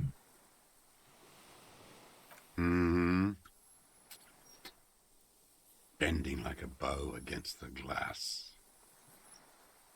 Damn. I've been through all of Martinez. Every nook and cranny. Yes, that too. Well done. The things they did in that little room. What she'd do to feel good. Funny the way light works. You turn it on inside, and it gets so dark out, you can't see a man looking in. I learned that in the 20s, when they were still hunting me. I've seen people do some shit, but... Those two took the cake. You hear the familiar scribble of the lieutenant's pen. A quick glance at you. One more loose end down. We're doing this, detective. How did you get in there? The hidden pinball workshop. I can just walk in there now after a good wash. I told you, they think I'm an antisocial. Closing hour is a good time. The kitchen's empty. You had to open the steel door in the kitchen? How? Probably with the key card. God! Ming! God fucking damn it. I look over and you say it again. God damn it. I got that open a long time ago. Some bourgeois game merchant lived there. I don't know, 15 years ago. He left spare keys all over, and I took one. Then I saw her turn the light on one night in my scope. And he found use for it. A spare key, like the one hanging behind the Union box window. There's nothing to hold on to. Only this. It's not enough. Man needs to feel something else. In this fight, it helps if you have your eye on something there. It's weakness, I know. Woman. Woman. Her. The lieutenant nods at you. Woman. In acknowledgement. Woman. That's it. Motive. We have it.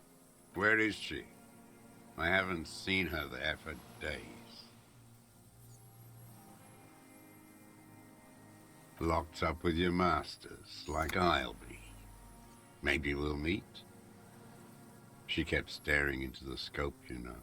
In the end, like she knew. Staring at the island. The fort. Like she knew I was here. It doesn't matter. Midtown, across the Bay of Revachol, the oceanic wind washes 40-story towers. Above them, we've been talking with this guy for about 3 in-game hours. Suspended in the sky by a web of suspension wiring, encircled by hybrid aircraft. On the platform, a young woman is withdrawing from amphetamines, barbiturates, and alcohol. Yet still she smiles among the crowd, among the great ghosts of the city she's leaving, for another, far south. Smaller, distant, hidden, not like the great chandelier she sees sparkle in the night below her. Street lights, towers, tenements, and water, and across it a dark strip of ruins, barely visible, if she didn't squint her eyes. He knew she knows. She was looking at the island, figuring it out, day by day, cigarette by cigarette. We could get more. We've got him talking. Who knows what he's seen and done over the years? That's a good question. You could get more out of him. He likes talking.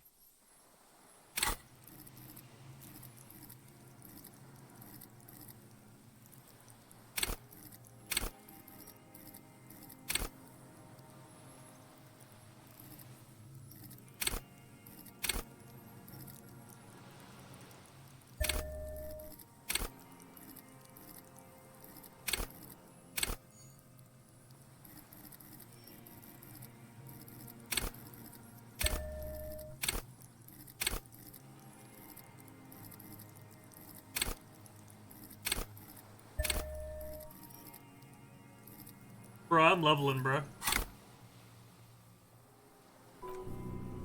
Enough. Take him in. Bend his arms behind his back and end this.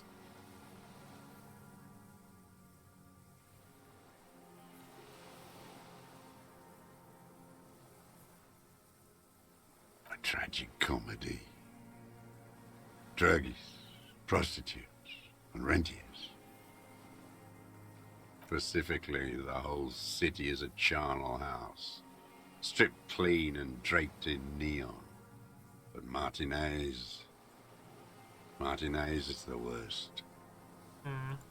Because of the racists, everyone is a racist in Martinez. It's their favorite thing to do in the whole world, listening to race-themed radio shows, in the ruins, in their lorries. Pump full of steroids and Radio Revachol 92. Race this, race that. It's all sanctioned by that social democratic union and the farce of a social democrat who runs it. Yes, the fly larva in his container. Oh. He let some nihilistic advertising yuppies erect a statue of Philippe III, a syphilitic murderer, on the town square, to spit on the working class. Anything more? Oh wait, you know what? Let him finish. Not since the serfs of ancient Pericarnassus has history produced a more inert social class than the Martinez proletariat. The rest of Revachol at least pretends to rebuild, These people still live in ruins. Intense, like animals, like those boom-boom morons on the ice. A pity they didn't drown in that tent of theirs. The worst of them is the blood-drenched Sucrion on her yacht, licking her lips. The old whore's gone now. Her gun-toting porcelain men are dead. So, actually, no. The worst is that old cock parading around in his uniform, throwing balls all day. It's not enough that the racists and liberals are dancing on our graves. The old loyalist ghouls still parade the ruins too. Oh. Every morning he's there, while the parasites he fought to protect are off in Ozon, or Quayamorang, or some other island they built their palaces on, feeding on drugs and having sex with their own children. That's all the rich really want. Sex with their own children. Throughout history, even the royal bloodline of the suzerain, it's all just an excuse for them to have sordid sex. At least that old cunt, Frisell, is now dead. Ain't talking about blood elf culture. We did good when we pushed him under the horse car. Until, in the 30s, those disco whores.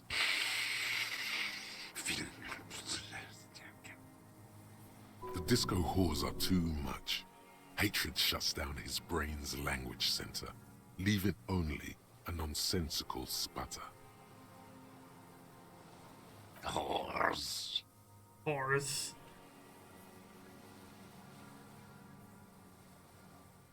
Another hideous disappointment. Unions are the real enemy. The true enemy of the proletariat. Placating the masses. Disappointment. So personal. He displays a familiarity with the Union's top brass. That deformed toad? I wouldn't expect him to wipe his own ass. I mean, the brains of the operation. The smart one. Edgar.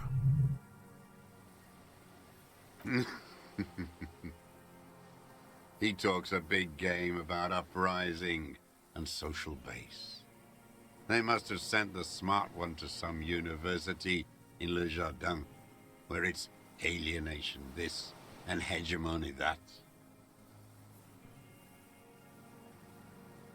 First against the wall with him. The Clares wouldn't miss a man hidden in their own backyard. Not all this time. Nothing happens in Martinez without them knowing. Which we know. Course, maybe the Clears asked him to. You know why I killed that fucker, Dwat. As to Edgar, I'm not doing anything for that swine again. Again? What have you done for Edgar before? Oh. Tried Perfect. teaching him some Marzovian socioeconomics. They didn't stick. We parted ways. Okay, he didn't do the hanged man for them, but he's insinuating something. Every fucking morning for 34 years. Throwing that ball. One ball against the other. I've always loathed that game. That is not a working class game. I don't care what they say on Radio June. So he does listen to the radio. Royalist ghouls played like it was life itself. Click, clack across the water each day. And that uniform, like a parrot plumage. I won't even mention that he's a traitor to his race. A Patank maniac race traitor. I remember him. I remember him from La Noce. Not him, personally. His make and model. There were tens of thousands of them. I thought we took them all out before the liberals came to their rescue. We missed one. That one.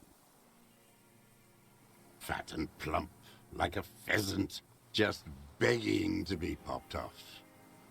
Please, Mr. Dross, shoot me. He whispers with such predatory hunger, it borders on longing. Not yet. I like to look at him strut around, place the crosshair on his medals, right on his face, and just fiddle the trigger. Think about it. Let the bomb melt in my mouth. Save the treat for later? He is a juicy bonbon, that one. Well, a real fortunately, treat he's dead. for the black day, the blackest. When I put that gun in my own mouth, I think, no, don't waste it. Put this lead in that cock, Rene. For the boys he killed. And then I look at him throw those balls, and I suddenly feel better. I even hid one bullet, so I'd always have one for him. Haven't seen him around lately, strutting around. Must be down with arthritis. I hope it hurts like hell. I hope he sweats blood. Hearing it may destabilize him. You sure you've gotten everything from him? No. I waited too long. I waited too long, and now he's dead? I'm sorry, Mr. Dross. I understand you knew him for a long time. They're all dead now. Fuck it. If he really wanted to kill him so bad, he would have done. There must have been 1,000 black days on these islands. His health ailing. And I blew them all. What does it matter now? He's gone. Ancient dust. You think I haven't seen people die? It's all I've seen them do. Fuck and die. All the other plans we had. To love. To colonize the Pale. It's all fucked. He's not okay. This is just another black day in a row of black days. Something strange is keeping him together, making him endure. Oh no, the connection doesn't come to you on such a pivotal moment. Dumbo, do something. You can't zone out now. This isn't Doodaloo dance time. Doodaloo dance. Slap yourself in the head again. Jumpstart it. By God, we are on the edge, in the very end, and you can't even remember what you're trying to connect, can you? While the murder suspect stares at you with contempt. Officer! He quickly realizes what is happening. Mr. Dross, about this deal you made with Edgar, the death of the colonel mercenary was only coincidentally beneficial to the Clares. But what about the other people you've killed for them? Other people? Like the previous 4 women of the Union. Thank you, Kim. That's it. That's what you weren't connecting yourself. I didn't fight 40 years to end up an informant for the international regime. What happened, happened. What happened, happened. You are the law. He must divulge the information.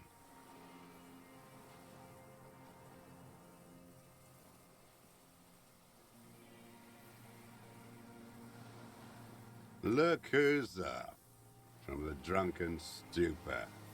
This one's worse for wear than me. Emotionally frayed. Life is hard for us human beings in deregulation hell, isn't it? We will have plenty of time to talk about this later, Mr. Dross. When you're in pre-detention. It can take years in pre-detention. Go ahead. I've been in solitary confinement my whole life. Ease off it. This was not an unmitigated disaster. The lieutenant mitigated it. Just proceed. All right. Glad we talked about what?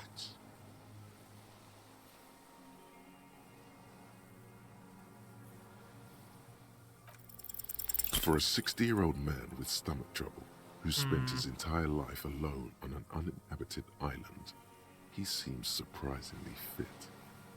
He's clearly a drug user of the painkiller sort, prone to erratic hand gestures, and malnourished. But that's it. The moment passes, and you say, What? But you said I would be taken to the... The wind picks up. The silence on the water is broken all around you.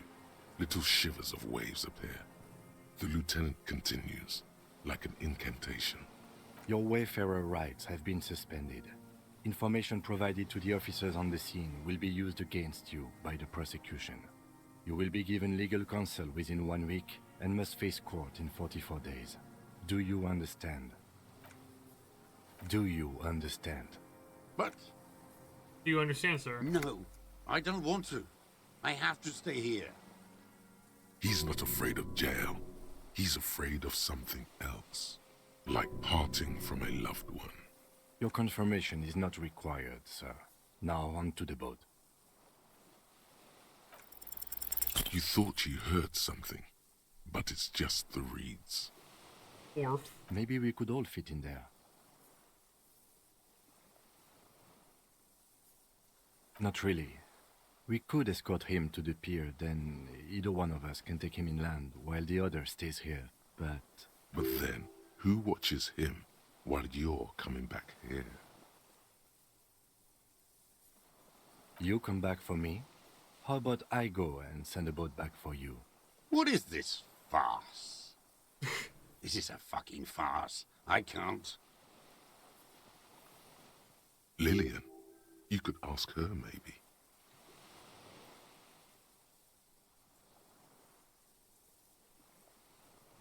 This is no harmless old man.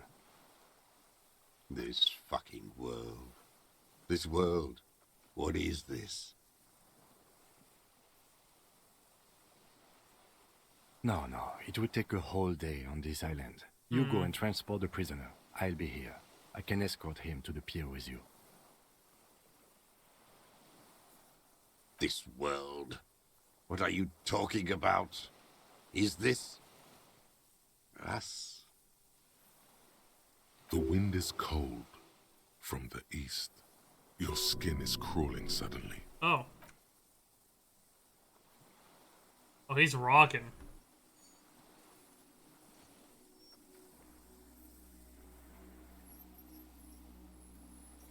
Oh! Whoa! Ming? The fuck? A delicate tangle of arms and legs unfolds from the reeds, limb by limb, to then just stand there, moving its scythe-like Be nice. arms in ghostly silence. It's still there, an unfolding mechanism of reed-like chitin, hovering in place. What are you talking about? There's nothing there. The stick insect is over 3 meters It's tall. a It phasmid. looks straight at you with its tiny pinprick eyes and its grotesquely small head. You feel your legs shaking under you and your gun hand rise instinctively. It's the fuck alien. See what exactly? A bug? I can see it. 4 simple words, thank God. If he can see, then you're not insane. But that means it's really there, spinning slowly, in absolute silence, its limbs long and slender. Be very, very careful.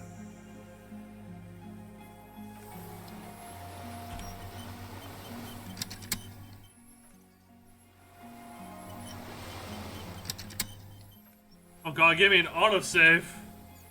We're doing a hard save.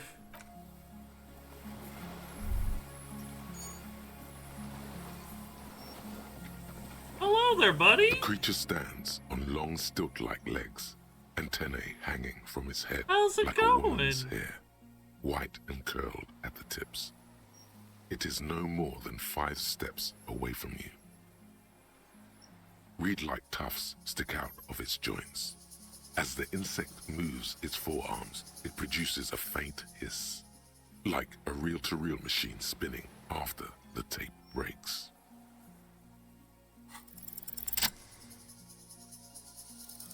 Slowly, with your breath held, you take 2 small steps toward the phasmid. The creature lets out a series of ultrasonic clicks that swarm around your head like swallows. Look at this little fella. Like laughter, a sort of happiness. Look at him. Sweat drips from your brow, soak in your chest. You reek of it, your chemicals. Hissing and clicking, it extends its mandible-like antennae to greet you. You're right below it now, looking up at the colossal chitin of its white limbs. The head of the creature is crowned by reeds, and its eyes are like small droplets of water. The insect stops its stridulation, seeming to observe you. Below its crown of reeds, little pinprick eyes detect motion, glittering.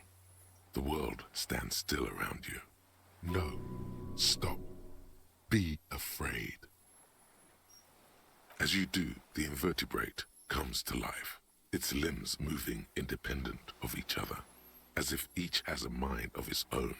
They are white, like stalks of porcelain, knitting above you.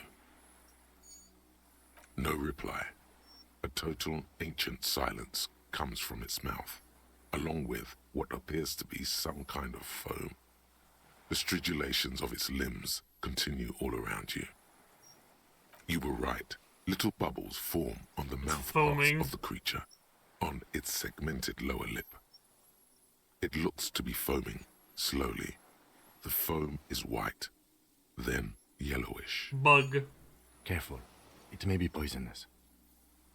The foam slowly turns a darker shade, like burnt caramel, as the insect moves its mouth Let's parts, go! masticated. Let's go! The little bubbles begin to burst, one by one.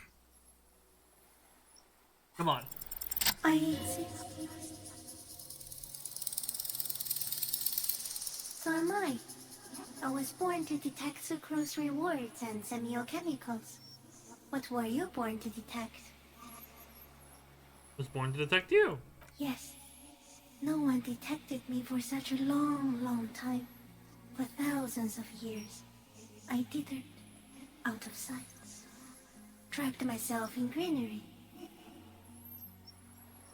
No one believed I exist. Almost no one. Until you came, detective. Dripping off blood that smells like strawberries. Across the calm sea. The first in 1,000 years. Tell me what it's like for you. I love it. I love this little creature. Yes, holy is the Lord of hosts, and all the earth is filled with his glory. Now, I will tell you what it's like for me. For me, it is a series of half-lit images. A kind of darkness, being intruded upon. Transient, dim, moist. Shapes of plants and animals. If only I could take it home. I love this creature. A swarm of sounds. Tiny vibrations on the inside of my forearms. All speak of complexities totally beyond my understanding. I am at the end of a narrow funnel. Weightless. So light, it only feels like something to be me. In truth, perhaps I'm nothing. I certainly do not have a soul. And if I did, it would never ache. Few of us can begin to imagine the horror of you. With all of creation reflected in your forebrain. It must be like the highest of hells, a kaleidoscope of fire and rotting glass. Eternal damnation. Oh. Even when you're sleeping. And when you wake, you carry it around on your neck, with eyes open that cannot help but swallow more. Alright, Matt. I did. I feel great, mute empathy for you. That must be incredibly hard. The Arthropods are in silent and meaningless awe of you. Know that we're watching. When you're tired, when the vision spins out of control, the insects will be looking on, rooting for you. Thank you, insects. And when you fall, we will come to raise you up. Bud from you, banner-like, blossom from you and carry you apart in a sky funeral, in honor of your passing. But not me, because I'm just a leaf eater. Wait, you would not have finished this before the event time. Bruh. No, bro, I wouldn't have. Are you in the event right now, Meg?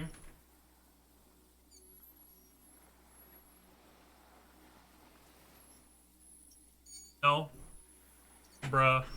Like, I wanted to pause it so time didn't keep going, but bruh. In honor of But your you're here ship, for the finale. Lieutenant Yfreter, which you kept together in the face of total unrelenting terror. To be fair, Day Ming, after day, if I probably started at second 5, I could have been last second. kind of there, but probably not actually. Detective arriving on the scene.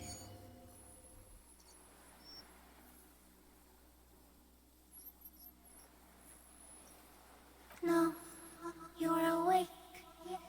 I am real. Light is forming me. This is real. Not even the birds know that. Not even the water lily. I think we should eat it. If it's a leaf, you can put it in your mouth. Or read. Yum yum. Yum yum. Wait, so Yes, they don't mind.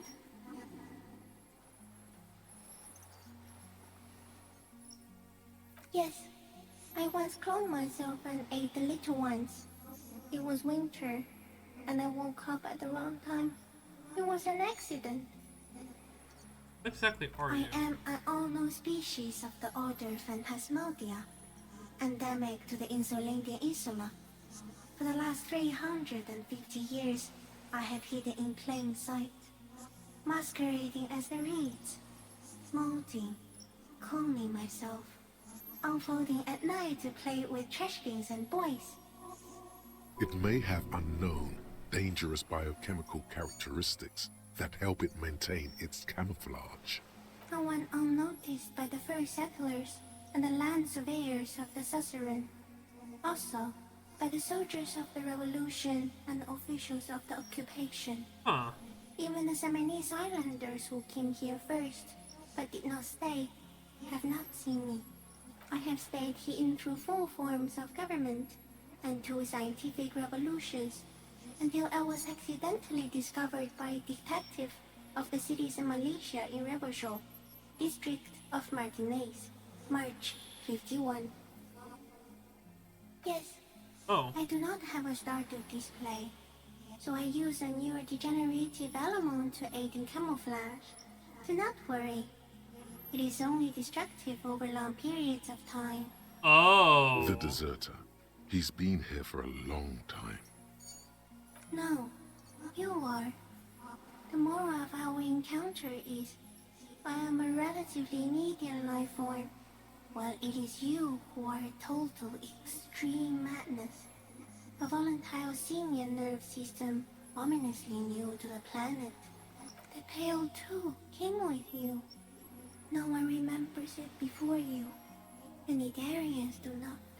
The radially symmetrics do not.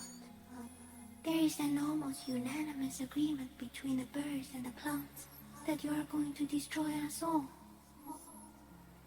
It is a nervous shadow cast into the world by you, eating away at reality. Oh. A great, unnatural territory. Its advent coincides with the arrival of the human mind. You are a violent and irrepressible miracle. The vacuum of cosmos and the stars burning in it are afraid of you. Give me enough time, you will wipe us all out and replace us with nothing. Just by accident. Wow. We suspect it will be something like the oxygen holocaust that wiped out anaerobic life 2.6 billion years ago. when organisms first People started theorize the breathing. Palos are a real-life world, and the quote is just said is literal. You know, that is actually a good interpretation of that, because when you do think about that, if the Palos are actual world, and they refer to the Pale as an unknown place that basically is unknown to this world, and, you know, Disco Elysium, that makes sense, actually.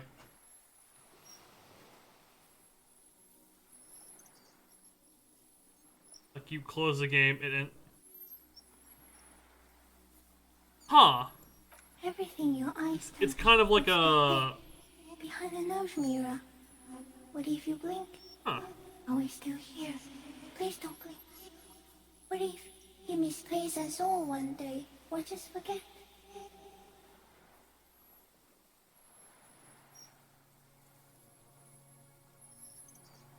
So it is already happening.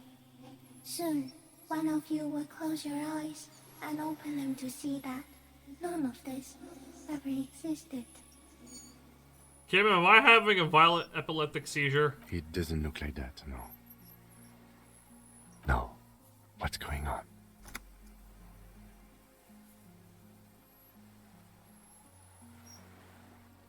Okay. Is it somehow related to the case?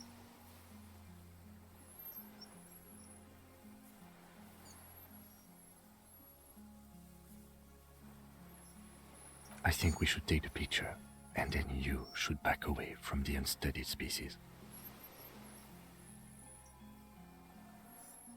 No, there is one more.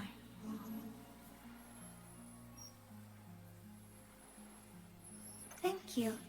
I also have one more thing to say to you before you go. Oh. That woman. Turn from the ruin. Turn and go forward. For all mankind. I will. She was held on Earth. It doesn't take a 3-meter stick insect to tell you that. Okay, Kim. Okay. There is no change in the insect's motion while it's being aimed by the camera. It remains fixated on you. In 3. If it moves, you jump back. I'll shoot. Here we go. 3, 2, 1. The shrill flash of the camera cuts the air like the blade of a sword. Wow. The phasmid freezes in its bright light. Head turned toward the lieutenant. Hypnotized by the flash, it stands frozen before you. That's the actual art of it? Oh my god. I got it.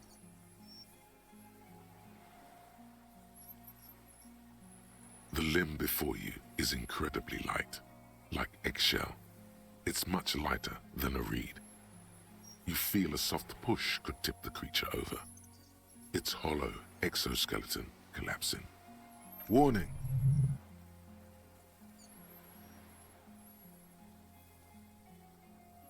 A small shudder passes the creature's arm. High above you, its black pearl eyes still glisten, mesmerized by the light passing its nervous system. There is some kind of countdown happening as it slowly processes the overwhelming brightness of the signal. The invertebrate is regaining control. Okay, maybe we should back off. Another shudder pulses through the creature's limbs. It jolts back to life, like a record continuing where it left off, in a swaying, praying motion. Even the small black pearls of its eyes do not stray from you. As you're turning away, the phasmid mirrors your movements, stepping on the water, the long limbs carrying its feather weight without breaking its surface. This is so fucking cool. Holy shit. Holy shit, it's real.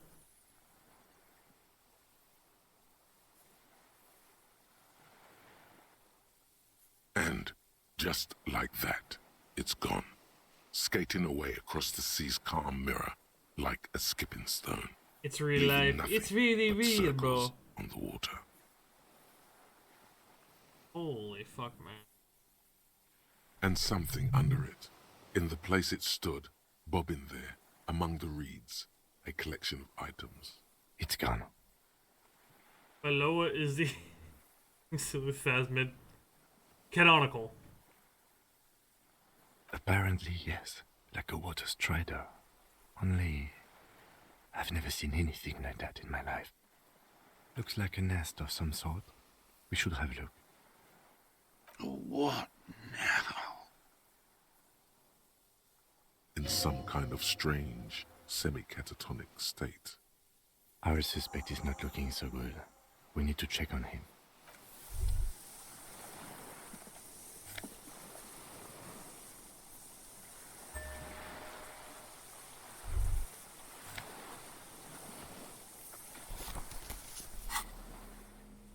Hey, I got the helmet!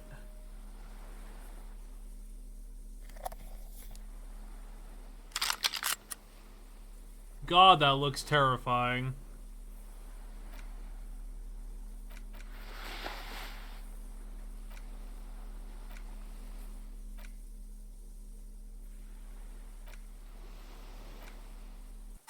This passport. Classia's hidden documents. From the MT boy. She said it would be for Anouk Meyer-Smith. Anouk Meyer-Smith. Katarzyna Alazia was supposed to be her real name, where Klasia comes from. Remember? God damn it. Yes, somehow she managed to lie to us one more time. In a way, she's still lying to us right now. It's Klasia, with short black hair and glasses. She looks boyish, younger somehow. I don't know, but it's not Katarzyna Alazia or Klasia or Anouk Meyer-Smith. We didn't even scratch the surface with her, detective. Perhaps it's better that we didn't arrest her. Who knows what hell she'd be raising in my district by now. Maybe our man, Mr. Dross, took it from Klasia's, or whatever her name was. Hiding place, or... Like a magpie? What a coincidence. Then it would also have collected the other objects, which would be highly unusual. I can see how the helmet could wash up on the island. And the scope. Maybe Mr. Dross lost it.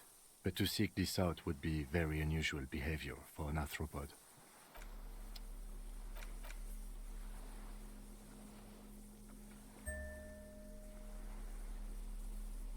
And we don't need the fucking...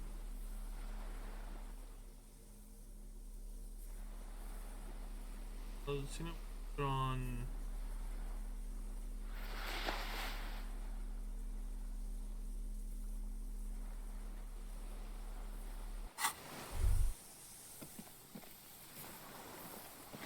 What is it? What do you want from me? I can't go.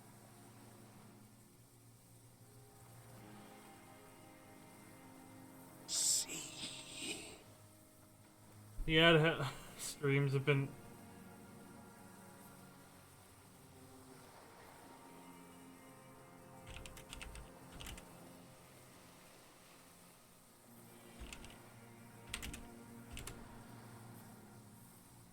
Mr. Dross? The man does not respond. He keeps staring, black eyes glazed over and bulging from their sockets, his gap-toothed mouth shaking. Like an addict of some terrible substance. A light shiver passes him, followed by nothing. His hands are trembling, and he breathes slowly. Oh. He's going into some kind of psychomotor immobility. The good news is, this solves our transportation problem, doesn't it, Mr. Dross? The trembling mouth appears to sigh. Between this and the broken tire he's used for a boat, I think it's safe to leave him here, while we go and get help. It will need Welcome to be back from Mad Hell, first, buddy. I'm afraid. He stares into the reeds. Your words don't stir anything in him. Perhaps you should... Nothing. Just dull staring. Not even... The last embers have gone out. The war... If Kuno kicked it into the sea, as he said he did, the ebb would put it back here. This makes sense. Mr. Dross could have picked it up. Or the Phasmid even. If it did, this is incredible. No reaction. His breathing is slow, and he appears very old all of a sudden, around 80. Damn. Did you take this passport and other papers from a boy on the coast? The spirit. He hears us. The spirit? No reply. He's gone again. Try something else? We got him. I lost. He turns his eyes to the reeds again, as he's done so many times. Beige and white stripes. He lost the scope. Then it somehow made its way over there. With the help of a magpie phasmid. This sight is a T9, Mitodros. Was it attached to the rifle when you made the shot? Silence. Not even a sigh. You've gotten all you will out of this poor being. The plastic cape flaps around his face in a gust of wind. His back is slouched and his mouth open. The strength has all gone out of him. Just frail old bones in a sack of tracksuit trousers and a windbreaker. Old age and shock. The appearance of the phasmid in conjunction with the stress of the arrest. He spent his entire life here. For him to leave would be... We should think about getting back to the mainland. To get help. He'll be safe here. If we don't take too long.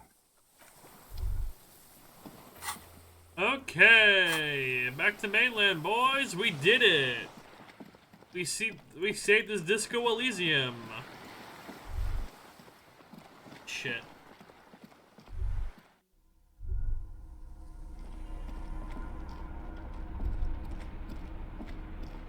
Oh. Soft covers. God damn. That was a lot. This whole island is not big, but there is a lot to fucking thumb through. ICM. This feels familiar somehow.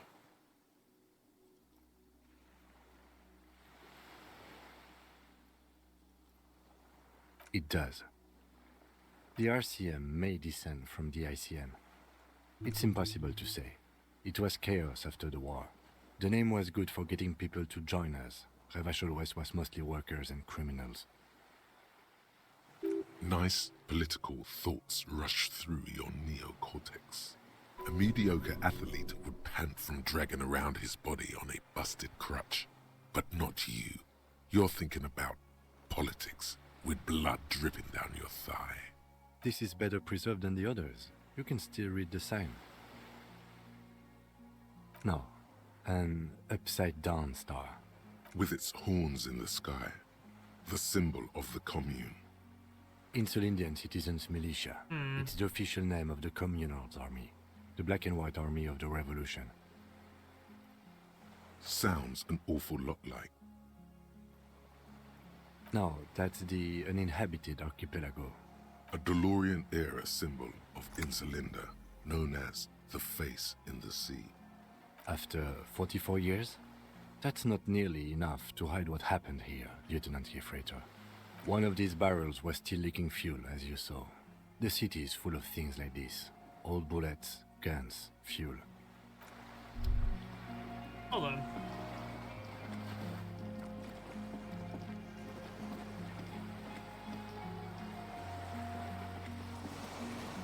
Yippee, we can go back! The skiff is swaying on the waves, but...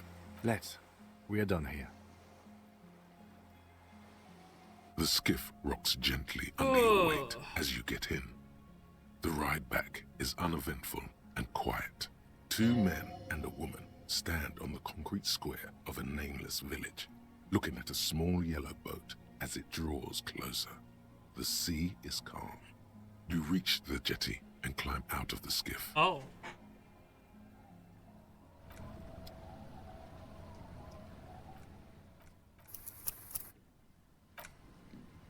We're gonna save.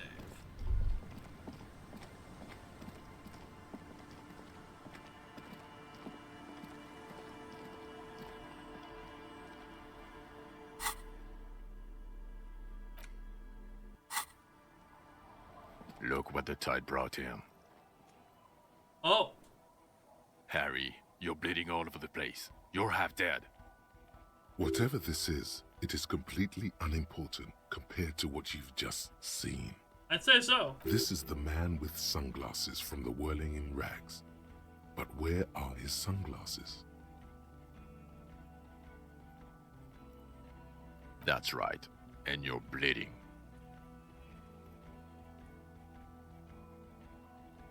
Bothered by it? Harry, you look like you need a fucking organ transplant. Oh, fuck it. Let's not get into that.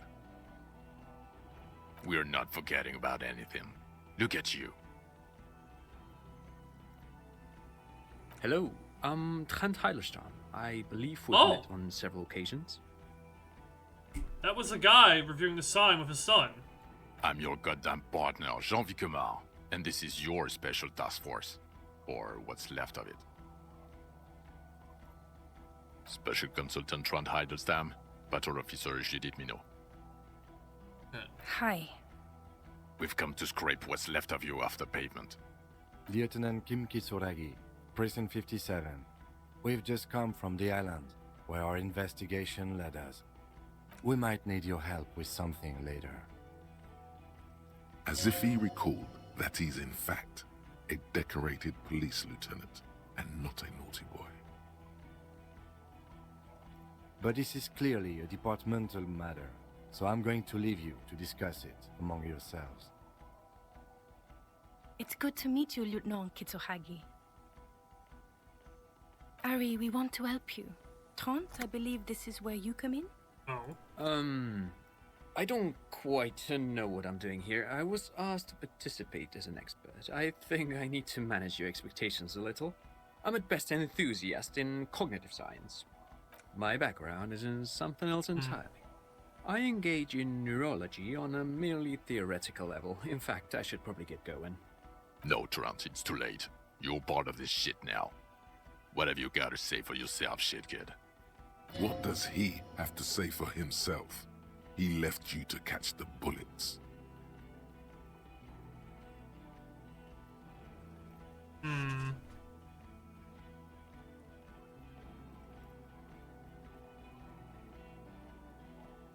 God damn it, Harry. You told us to fuck off. You said we're cramping your style. Your detective god. Fuck everything. All will burn. Detect or die.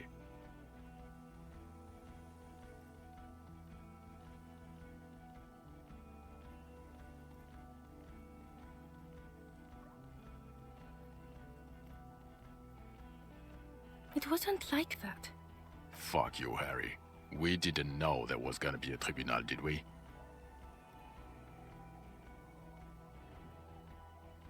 Yes, you're sorry.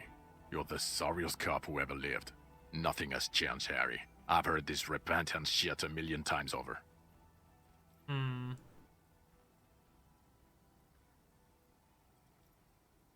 Yes, I'm Trent Heilerstam. I never said I wasn't Trent Heilerstam.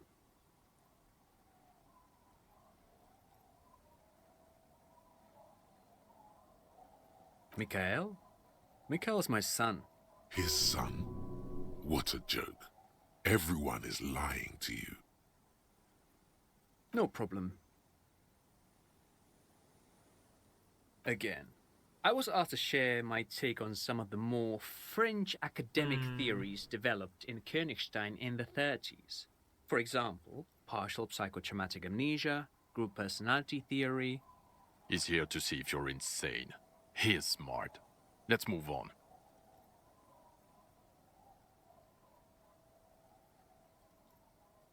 The cafeteria manager you fucked over told us where you went.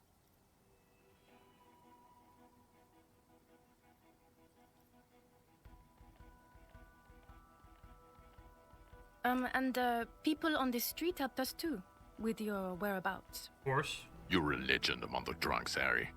A legendary local drunk. So that makes sense to why his face looks so fucking weird. Yeah, Major Crimes Unit, under Lieutenant Dubois and Vicomar. Ring any bells? He doesn't remember. See? He really doesn't remember. It wasn't a sick joke. At least that's good. Yeah, that's very good. The bells aren't ringing because you have brain damage. Trant, this is where you come in. How bad is it?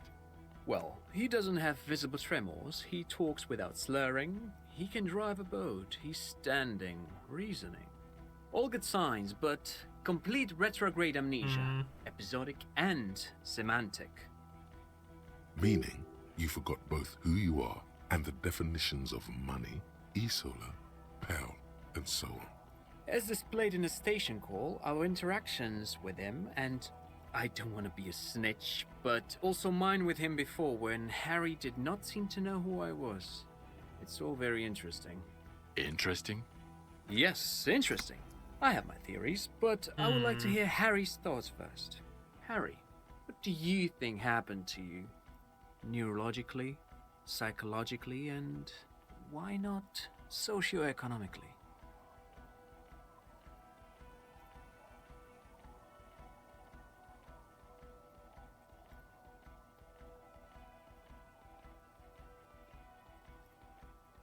Psychotraumatic amnesia, Trant?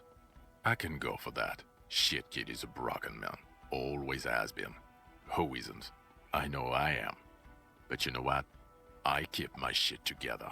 Also, I know a person can't wipe their own mind, however traumatic it gets.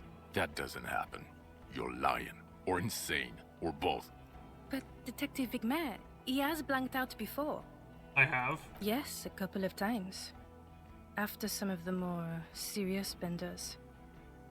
One was after the two drunks case, the other when we looked into that mural. Interesting. So at first he dipped his toes into it, prepared. That's where he would have gotten the idea, yes. Practice. So, and then he used alcohol to a get lot of there, alcohol, so to apparently. speak. What do you mean? Well, here's my theory. What if this is an absolutely normal reaction to the world we're living in? What if this is not a significant anomaly at all? Something to be explained, approached as a defect? Look at the sensory input here. Look at the ruins, the neon. Listen to the radio, the multitudes, the people. Live here for 40 years. As a police detective, he's like a magnetic reader on the world tape, to borrow a known metaphor. Harry's been pushed flat against it. Total input. Hardwired to the free market. He just needed for it to end. Okay, Trent, thank you. That's absolutely meaningless. I'm glad we brought you. Will he or will he not be able to work in the major crimes unit? Is he a cretin now? I want to know that. He's not a cretin, and he is able to do work. If not in his previous leadership role, then as a line detective. Leadership, now. No one even mentioned that. I misphrased my question.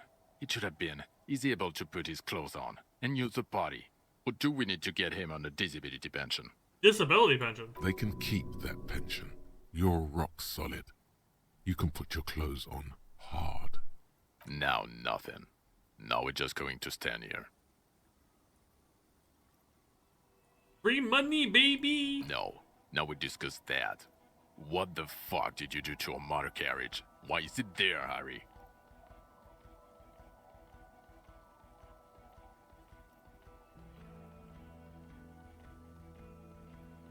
Ah, so refreshing. He just admits it. Thank you for your honesty.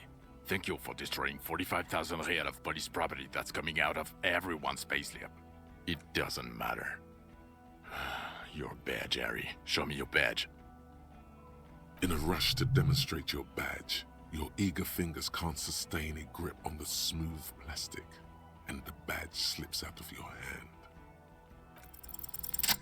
Yes! Not today, badge. And your gun? As if having your badge and gun are natural states, not achievements. He has it. And he didn't drop it.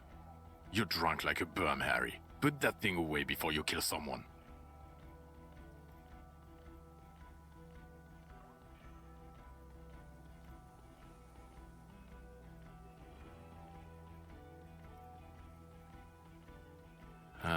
Don't buy it.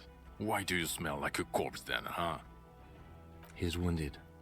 It's been a long week, and he's handled an actual corpse.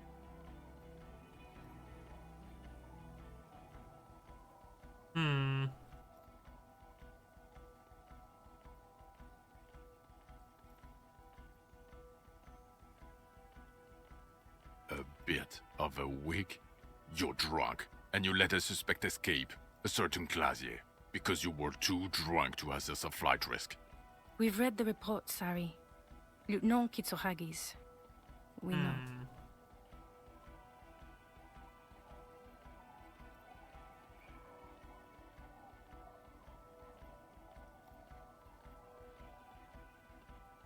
Oh well, if she was nice. I'm not even gonna get into the other suspect, who also escaped. Yeah, Ruby something?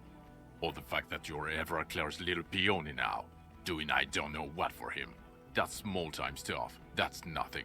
That's a humorous anecdote. Compared to the 7 people who were gunned down, the streets are literally red with blood, Harry. It was fucking mass murder. He did everything he could. We did everything we could. Thank the you, company Kim. hired unvetted mercenaries. Lieutenant Dubois got between them and the locals. Here comes the cavalry. He did so at considerable risk to his person. Remember, he was shot. We stopped an execution, not a negotiation. The loss of life was minimal compared to what it could have been.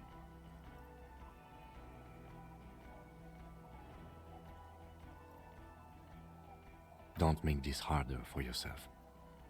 Thank you for the input, Lieutenant Kitsuragi. I didn't mean to suggest you didn't handle the situation. He thinks of apologizing, but decides against it. Of course. You've spent the week with him on this case. What is your take? On the case? On Lieutenant Geoffrey Dubois. Well, the drinking, the lost gun, also losing his badge, that's all true. And he's been drinking on the job. The man sighs deeply. You have one sip! Then there's the self-flagellation issue. He likes to apologize, profusely, making it sound like he's guilty of at least first-degree murder. It's not a good communication strategy for an officer. It's just strange, especially in light of his political views.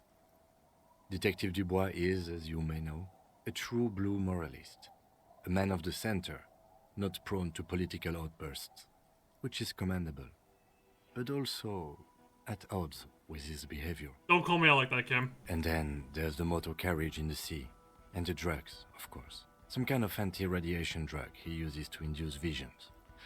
But despite all this, he is a great detective, one of the best I have seen, in fact. He can talk human beings into telling him everything, and he doesn't stop.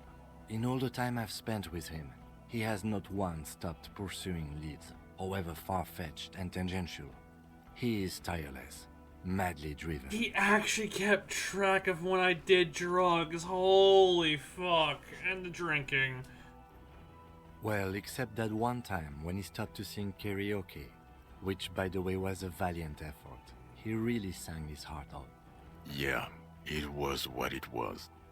Other than that one time, he has tirelessly worked on the case, and he solved it. We have a confession, a murder weapon, and the perpetrator, locked on the island right now, awaiting transportation.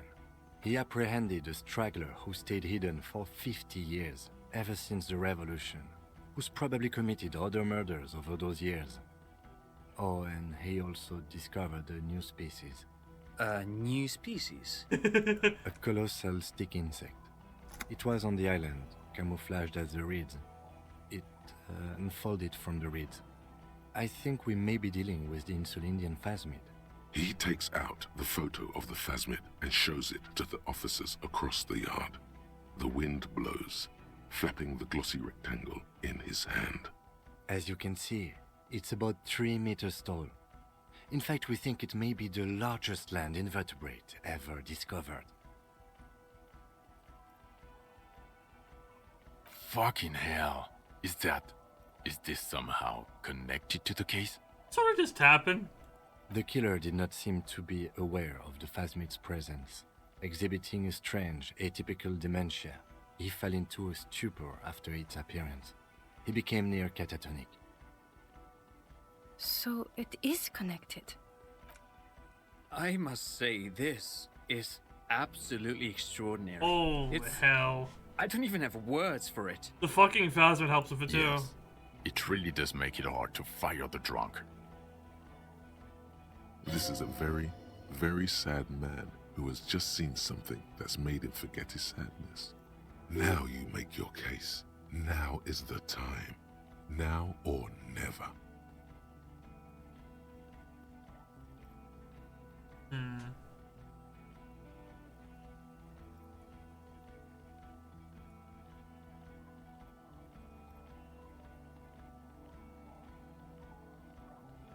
Lilianovich, a revolutionary matronym. The custom started in Grad, where they have patronyms: Krasovich, Lasovich, etc. The revolutionaries There has saw been this as so a much chauvinist talking atavism, so they for used 3 matronym, hours. derived from the mother's name instead. This man's mother was Lilian, his Lilian's son, Lilianovich. The custom was overturned after the revolution failed, but not before it made it to Revachol.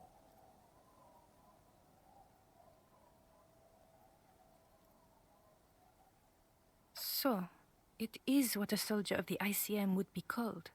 Thank you, Trant. Thank you for that piece of cultural theory. You said you have a motive? Of course, excuse me, I just thought it was noteworthy. Jealousy. I thought this Lilianovich was an old man. To have been hiding for 50 years. Like 70-something. A strange psychosexual fascination. Makes The sense. result of spending all this time in solitude on the islands of this bay. And trauma too. He himself gave a political reason.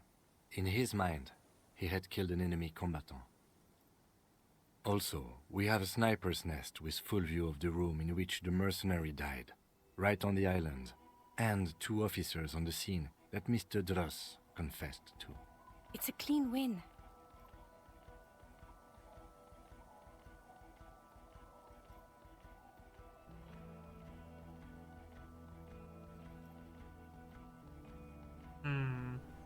I've never doubted you can pull yourself together and work. In bouts.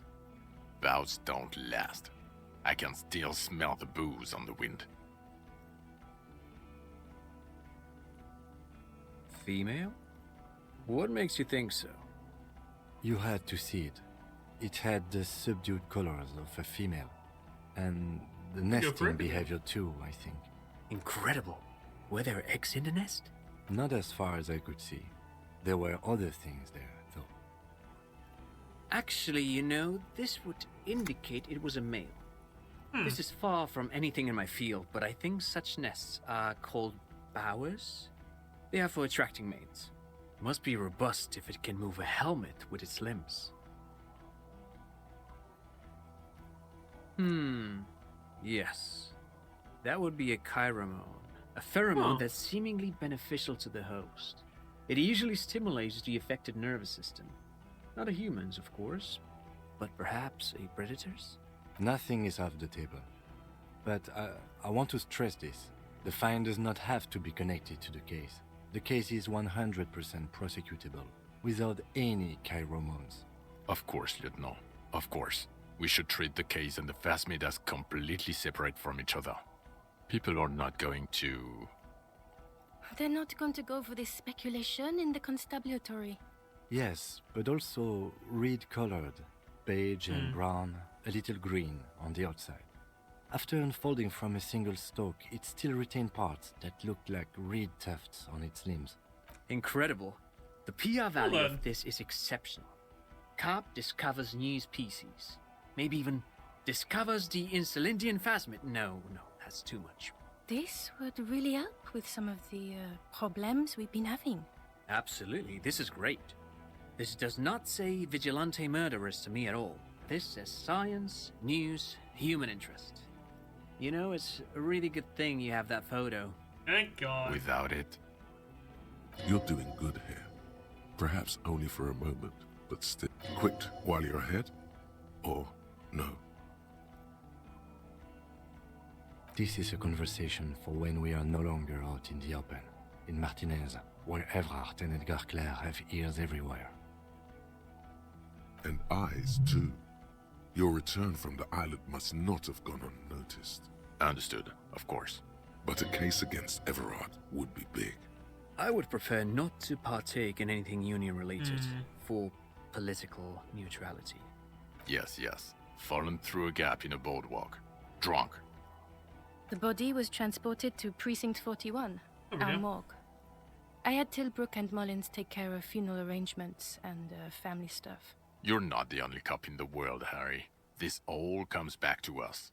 Still, good work with the missing person, Detective. I helped. It's still a point for you. No denying it.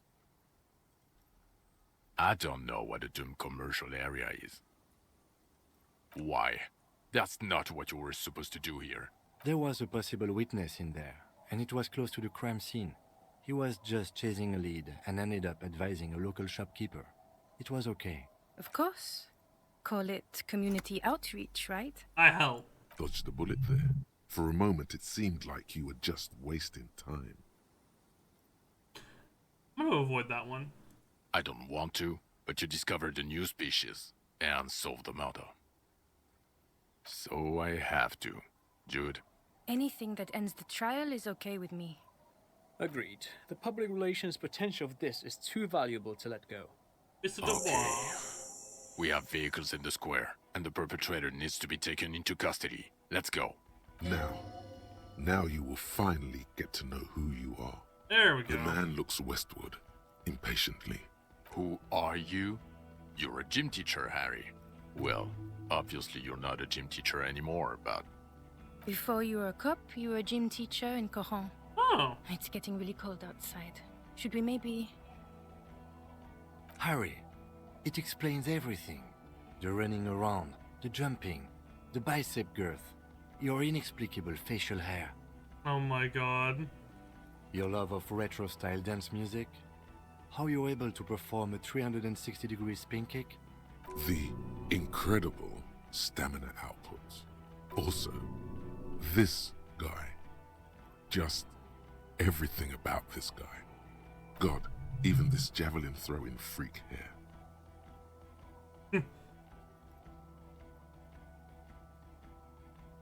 Yes, you taught gym in Cool. I believe that's the term. Taught gym at a high school. You were a high school gym teacher. The smell of sweat and glue. The worn floorboards. High school. Harry, your goings-on with Kuno, Andre, Acel, the whole thing on the ice. That's why you are so juvie. His smirk suggests barely contained laughter. In your 20s or late 20s, you've really let yourself go since then. Why did I join the RCN? The regular. You found some chick. She inspired you to fight the big fight. Be more than you are. All that. You, every morning, walking from Voyager Road Holy to teach shit. gym. She, leaving for the academy with her spring coat on. The air filled with the smell of smoke and raspberries, and incredible hope. An ocean full of hope. I knew it. I knew no normal human being can run like that. He's an honest-to-God gym teacher. Why am I like It's this? not a mystery. Some chick fucked you over. Also, you were drunk. You really went with it too. Really maximized the damage. Dubois? It was Dora Engelund, I think. You've said her name, but you weren't married. You were engaged. No one is married anymore. This is Revachol. God, I don't know. 6 years ago, 6 she was years way ago. before my time. 6 years and you haven't gotten over it. What the hell is wrong with you? Yeah, or 7. You're not doing too good there. It's an old man thing. 2 old years equals 1 normal year. That and Dora Engelund really tore you a new one. A big one. Incredibly bangable. Extremely fuckable, Harry. Gorgeous. A gorgeous bourgeois woman. Wayfish. Like a Welkin, basically. Heartbreak, Welkin. Pain, Welkin. I've only seen a picture. But it's obvious you formed a real spiritual connection with how pretty she was. One you never recuperated from. Look, the sun is about to go down. It's time to go. I think she taught in the Académie des Arts, east of the river. Way east. Hard to say which came first, the middle-class chick or the drink. Egg and the chicken kind of thing. My point is, you need to see a psychiatrist about this shit. Not a psychologist. Several degrees harder. Is there something harder than a psychiatrist? A forensic psychiatrist? Go talk to that. No. You're too unstable to work for a mob boss. You're suicidal, Harry. No mob boss would take you. I assure you, I wouldn't consult for a corrupt unit. He would immediately backpedal out of it. I told you it's not that bad. Us? We're the bloody murder station, haven't you heard? We're the bad guys. No one likes us. That's not true. Jamrock is too big for one precinct. You're just understaffed. And everyone respects the 41st. You have Captain Price. Thank you, Lieutenant. You're being kind. It is an understaffed station and the district is too big. Which is why we need to... Get back to it. We left Torsen and McLean to run the Sea Wing. It's not good.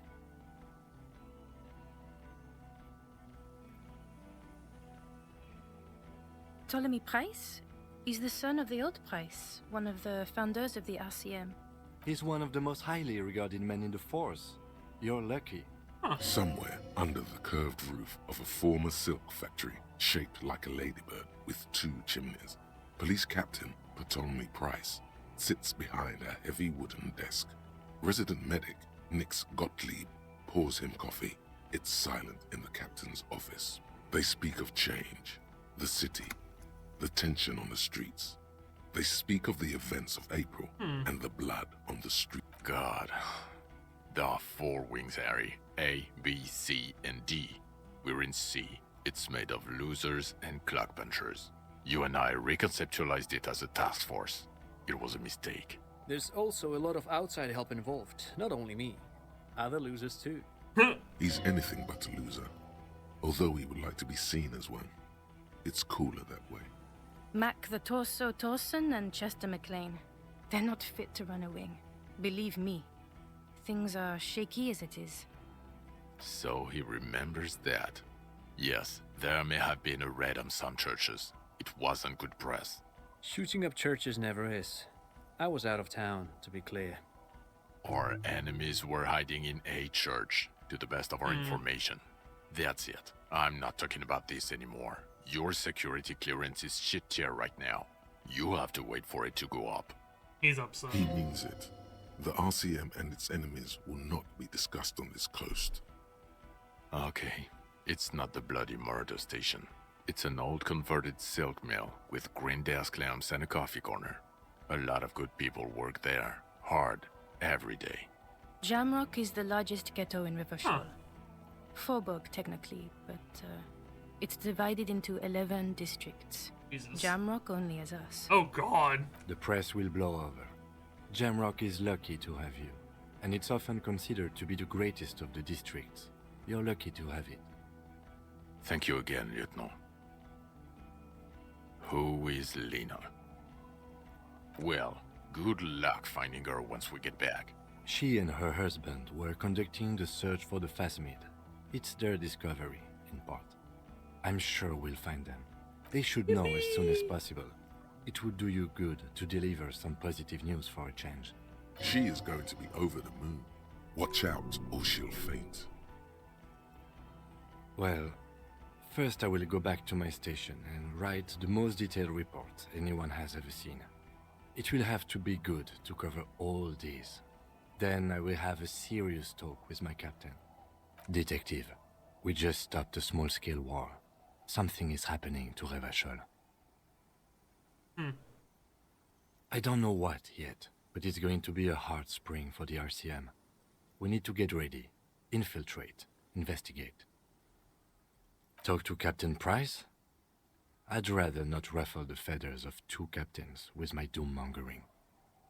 Work with Price? I'm flattered, but I don't know if I... Would fit in. And crazy enough. can take the stress. He doesn't know how to finish the sentence. This truly came as a surprise to him. Not a bad one. I want Kim with me. But he's at a loss. He's cool. Flattered? You're Lieutenant Kitsuragi. We would be flattered if you even considered. I would have to tie things up in GRIH first.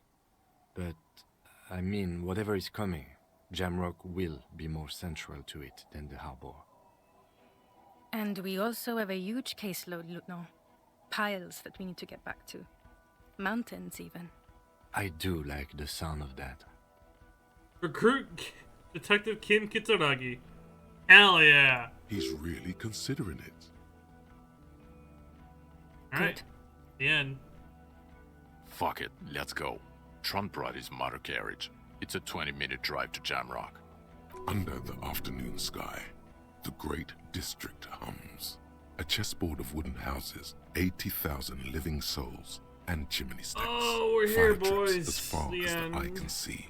From Main Street to Precinct 41, to Boogie Street, forking into the snow-swept horizon. You close your eyes and hear the dogs bark. A lone woman sits by a factory window, dreaming of meteorite strikes. On Rue de Saint-Jérôme, a square bullet slides into a square-shaped chamber. In Old South, a man without eyelids smiles. Spring has come. It's time. Dawson? Yes. McLean? Yes. Heidelstein? No. Vicmere? Yes. Dubois? Of course. Of course. Really? Nix Gottlieb looks up from the list. I hear he's unstable. You say that like it's a bad thing. Captain Potomny Price gestures with a ballpoint pen. It's dim in the office, and the curtains are drawn. Harry's our man. He'll pull through. When he does, he'll side with the RCM. Understood. Gottlieb returns to the list. Minot? Of course. Wonderful. Then can we please just go back to Jamrock now?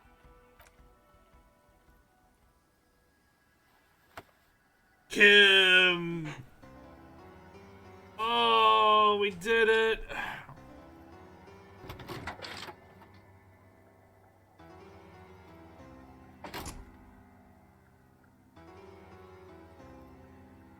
Holy shit, we beat the game, boys.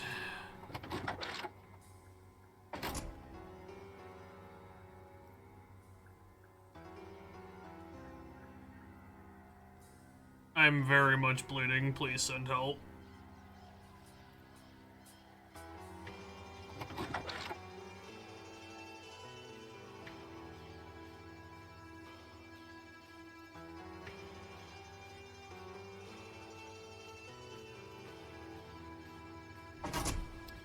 Disco Elysium.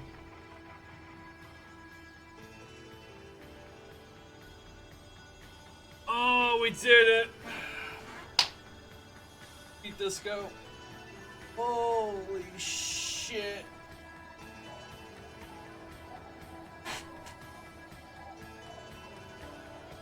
Good lord. We did it.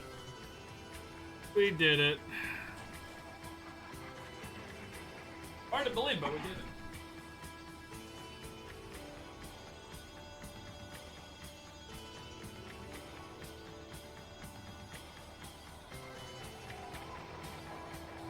Pardon me, and having a sip of rewarding chocolate milk. Holy fuck.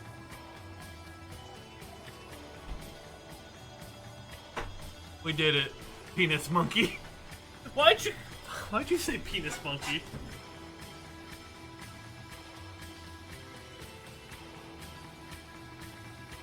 My thoughts about the game.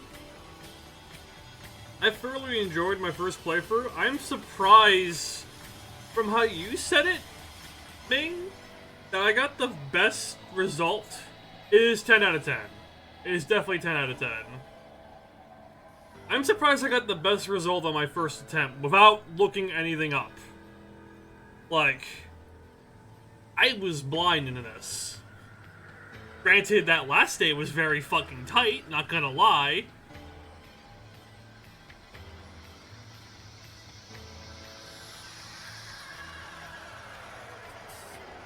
I'd say this goes on my top, like, 5 games.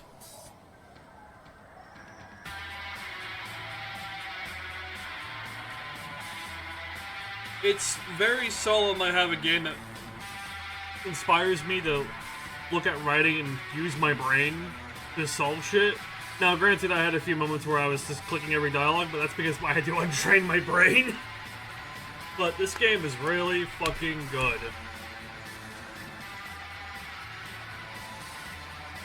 I can see why people really love the game now, because I remember we're hearing about Disco Elysium, and I just thought, oh, it's a visual novel that everyone likes to brag about, saying it's a good game, and I kind of just brushed it off. And then, well, you got me the game here, Ming, and fucking... I gave it an honest try.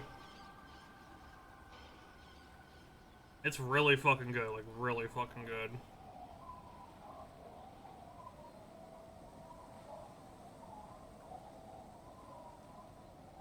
There's post-credits. Oh, cut voice acting.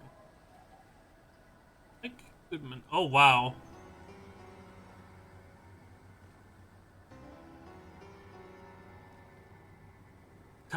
That guy voiced the Scout Leader and Titus Hardy? Holy shit.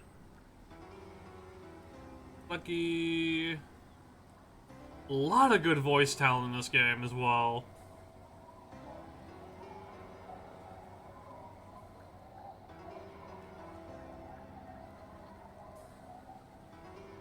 Just looking for all the names, see if I recognize anyone. Yeah. Racist lorry driver. Ah. Students of the programmer. Bro, I'm programming, dude.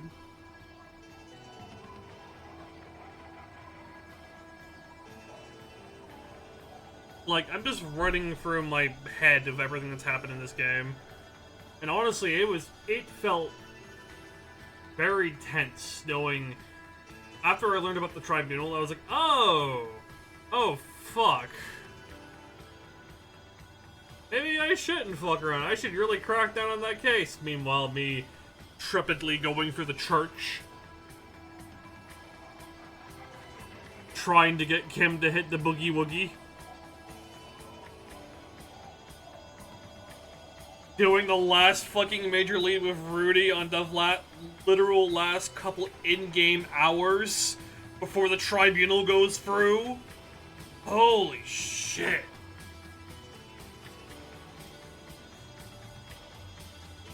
Oh my god, that tribunal still wrecks my nerves. Why does your ass hurt, sir? Ming, what happened to your ass? Are you getting beat? Penis? Is it because the credits music?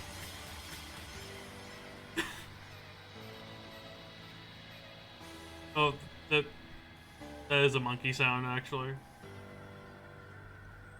Penis monkey. Dordo Munchie. Making you good? Buddy?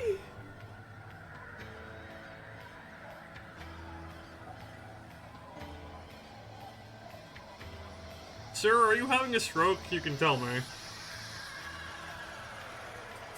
Oh, I understand. Like, I understand why you love disco. I am now a disco lover as well. And I look forward to, like, when we talk in voice about, just more about the game without spoilers now. Well, with spoilers in mind.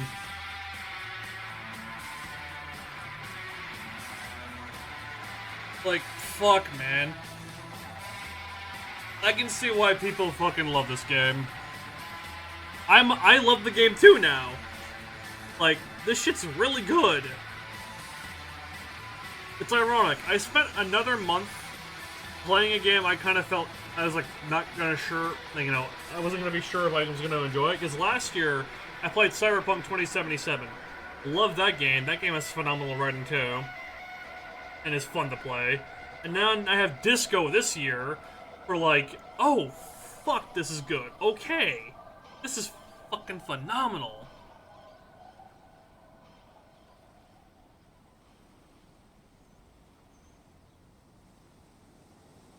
And I'm just thinking, it's like, God, I just want to play it again, but I'm like, as you said, just let it sit, let it soak, play it later. Because I'm just thinking about it, it's like, damn, this game makes me want to write better too, as well. Because, fuck, it's so good. It's so good. Also, these credits are really long.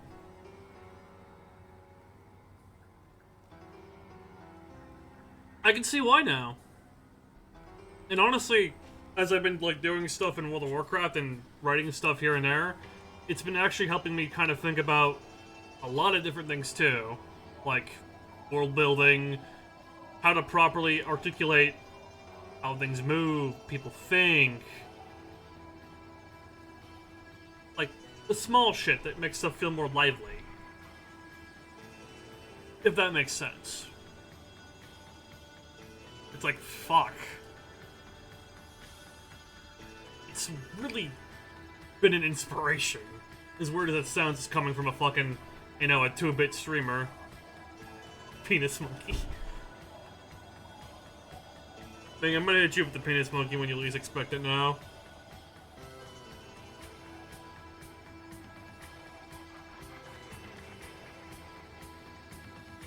Nuh-uh. Yaha.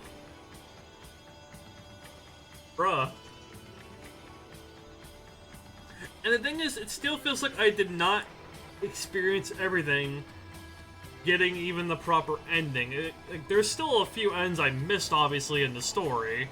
I know that. These European names are fucking European names, man. So Mikey Goodman did a lot of work here.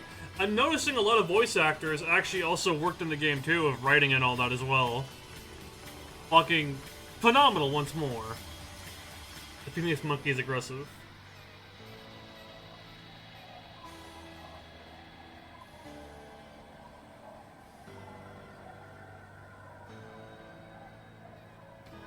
I'm just thinking, like, I'm just soaking right now, you know?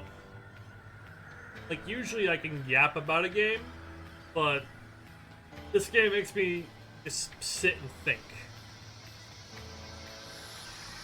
Fuck, it's really good, man.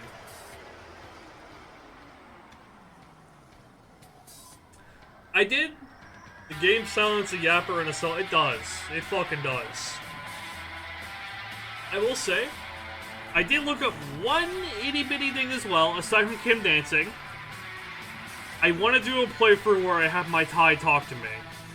Apparently that's a thing that can happen.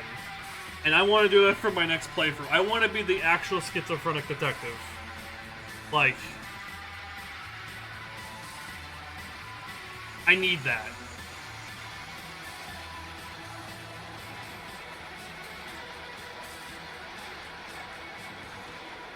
I am mankind, be vigilant, we love you. 2019.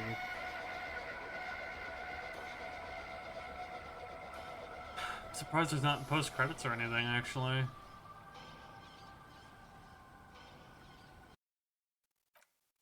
That's it? Wow. We did it. Penis monkey.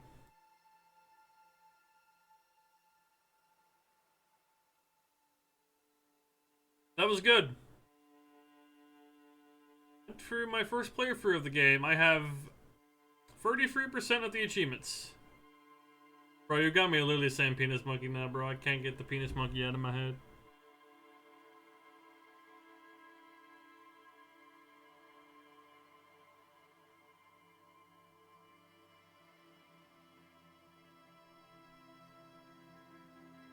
And Ayo, gay moment, pause. Pausing.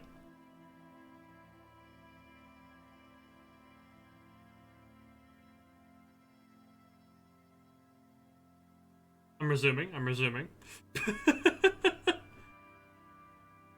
Christ.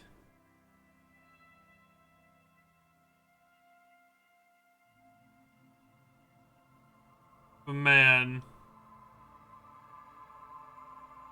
That was good. That was really good. I enjoyed that. Now, I may stream the game in the future again, but if not, I'll play it on my own time, just to not to yap over anything and just to quietly enjoy it, which probably may be the better call. But this is good. Fucking phenomenal game. And even those who still watch me play through the game, I'd still say buy the game, personally. And go for your own experience and see what you go through. Like, that's how much I strongly recommend it. Like, I cannot recommend it enough. And I'm not joking when I say it's top 5. Just having a game suck you in through the various descriptions, the world, the characters, everyone's different beliefs, sociology, just people being people. And then you're just trying to, you know, obviously the main ploy is the story of finding the murder, but it's just interesting how the game gets you in. But I enjoyed my time. And for those that have missed a good part of the stream, I will be highlighting the VOD. And it'll be posted in my Discord, my streaming Discord, and on here on my page. I'm gonna relax. Probably take a shower, because I've not done that since I've been home. I think I ate some rotten chicken too, by the way, from the grocery store. That was fun. Side tangent. Bro, I'm just casually dying playing disco. But yeah, it's been a great night. I'm glad to finish a game on stream. I think with that, I'm gonna hit the sleeper. Or not hit the sleeper. Probably chill and unwind. And I'll see you all around. Take it easy. Till next time. Probably not a sleeper. I don't want to sleep yet. Got too much stuff to do. But farewell for now. See you around.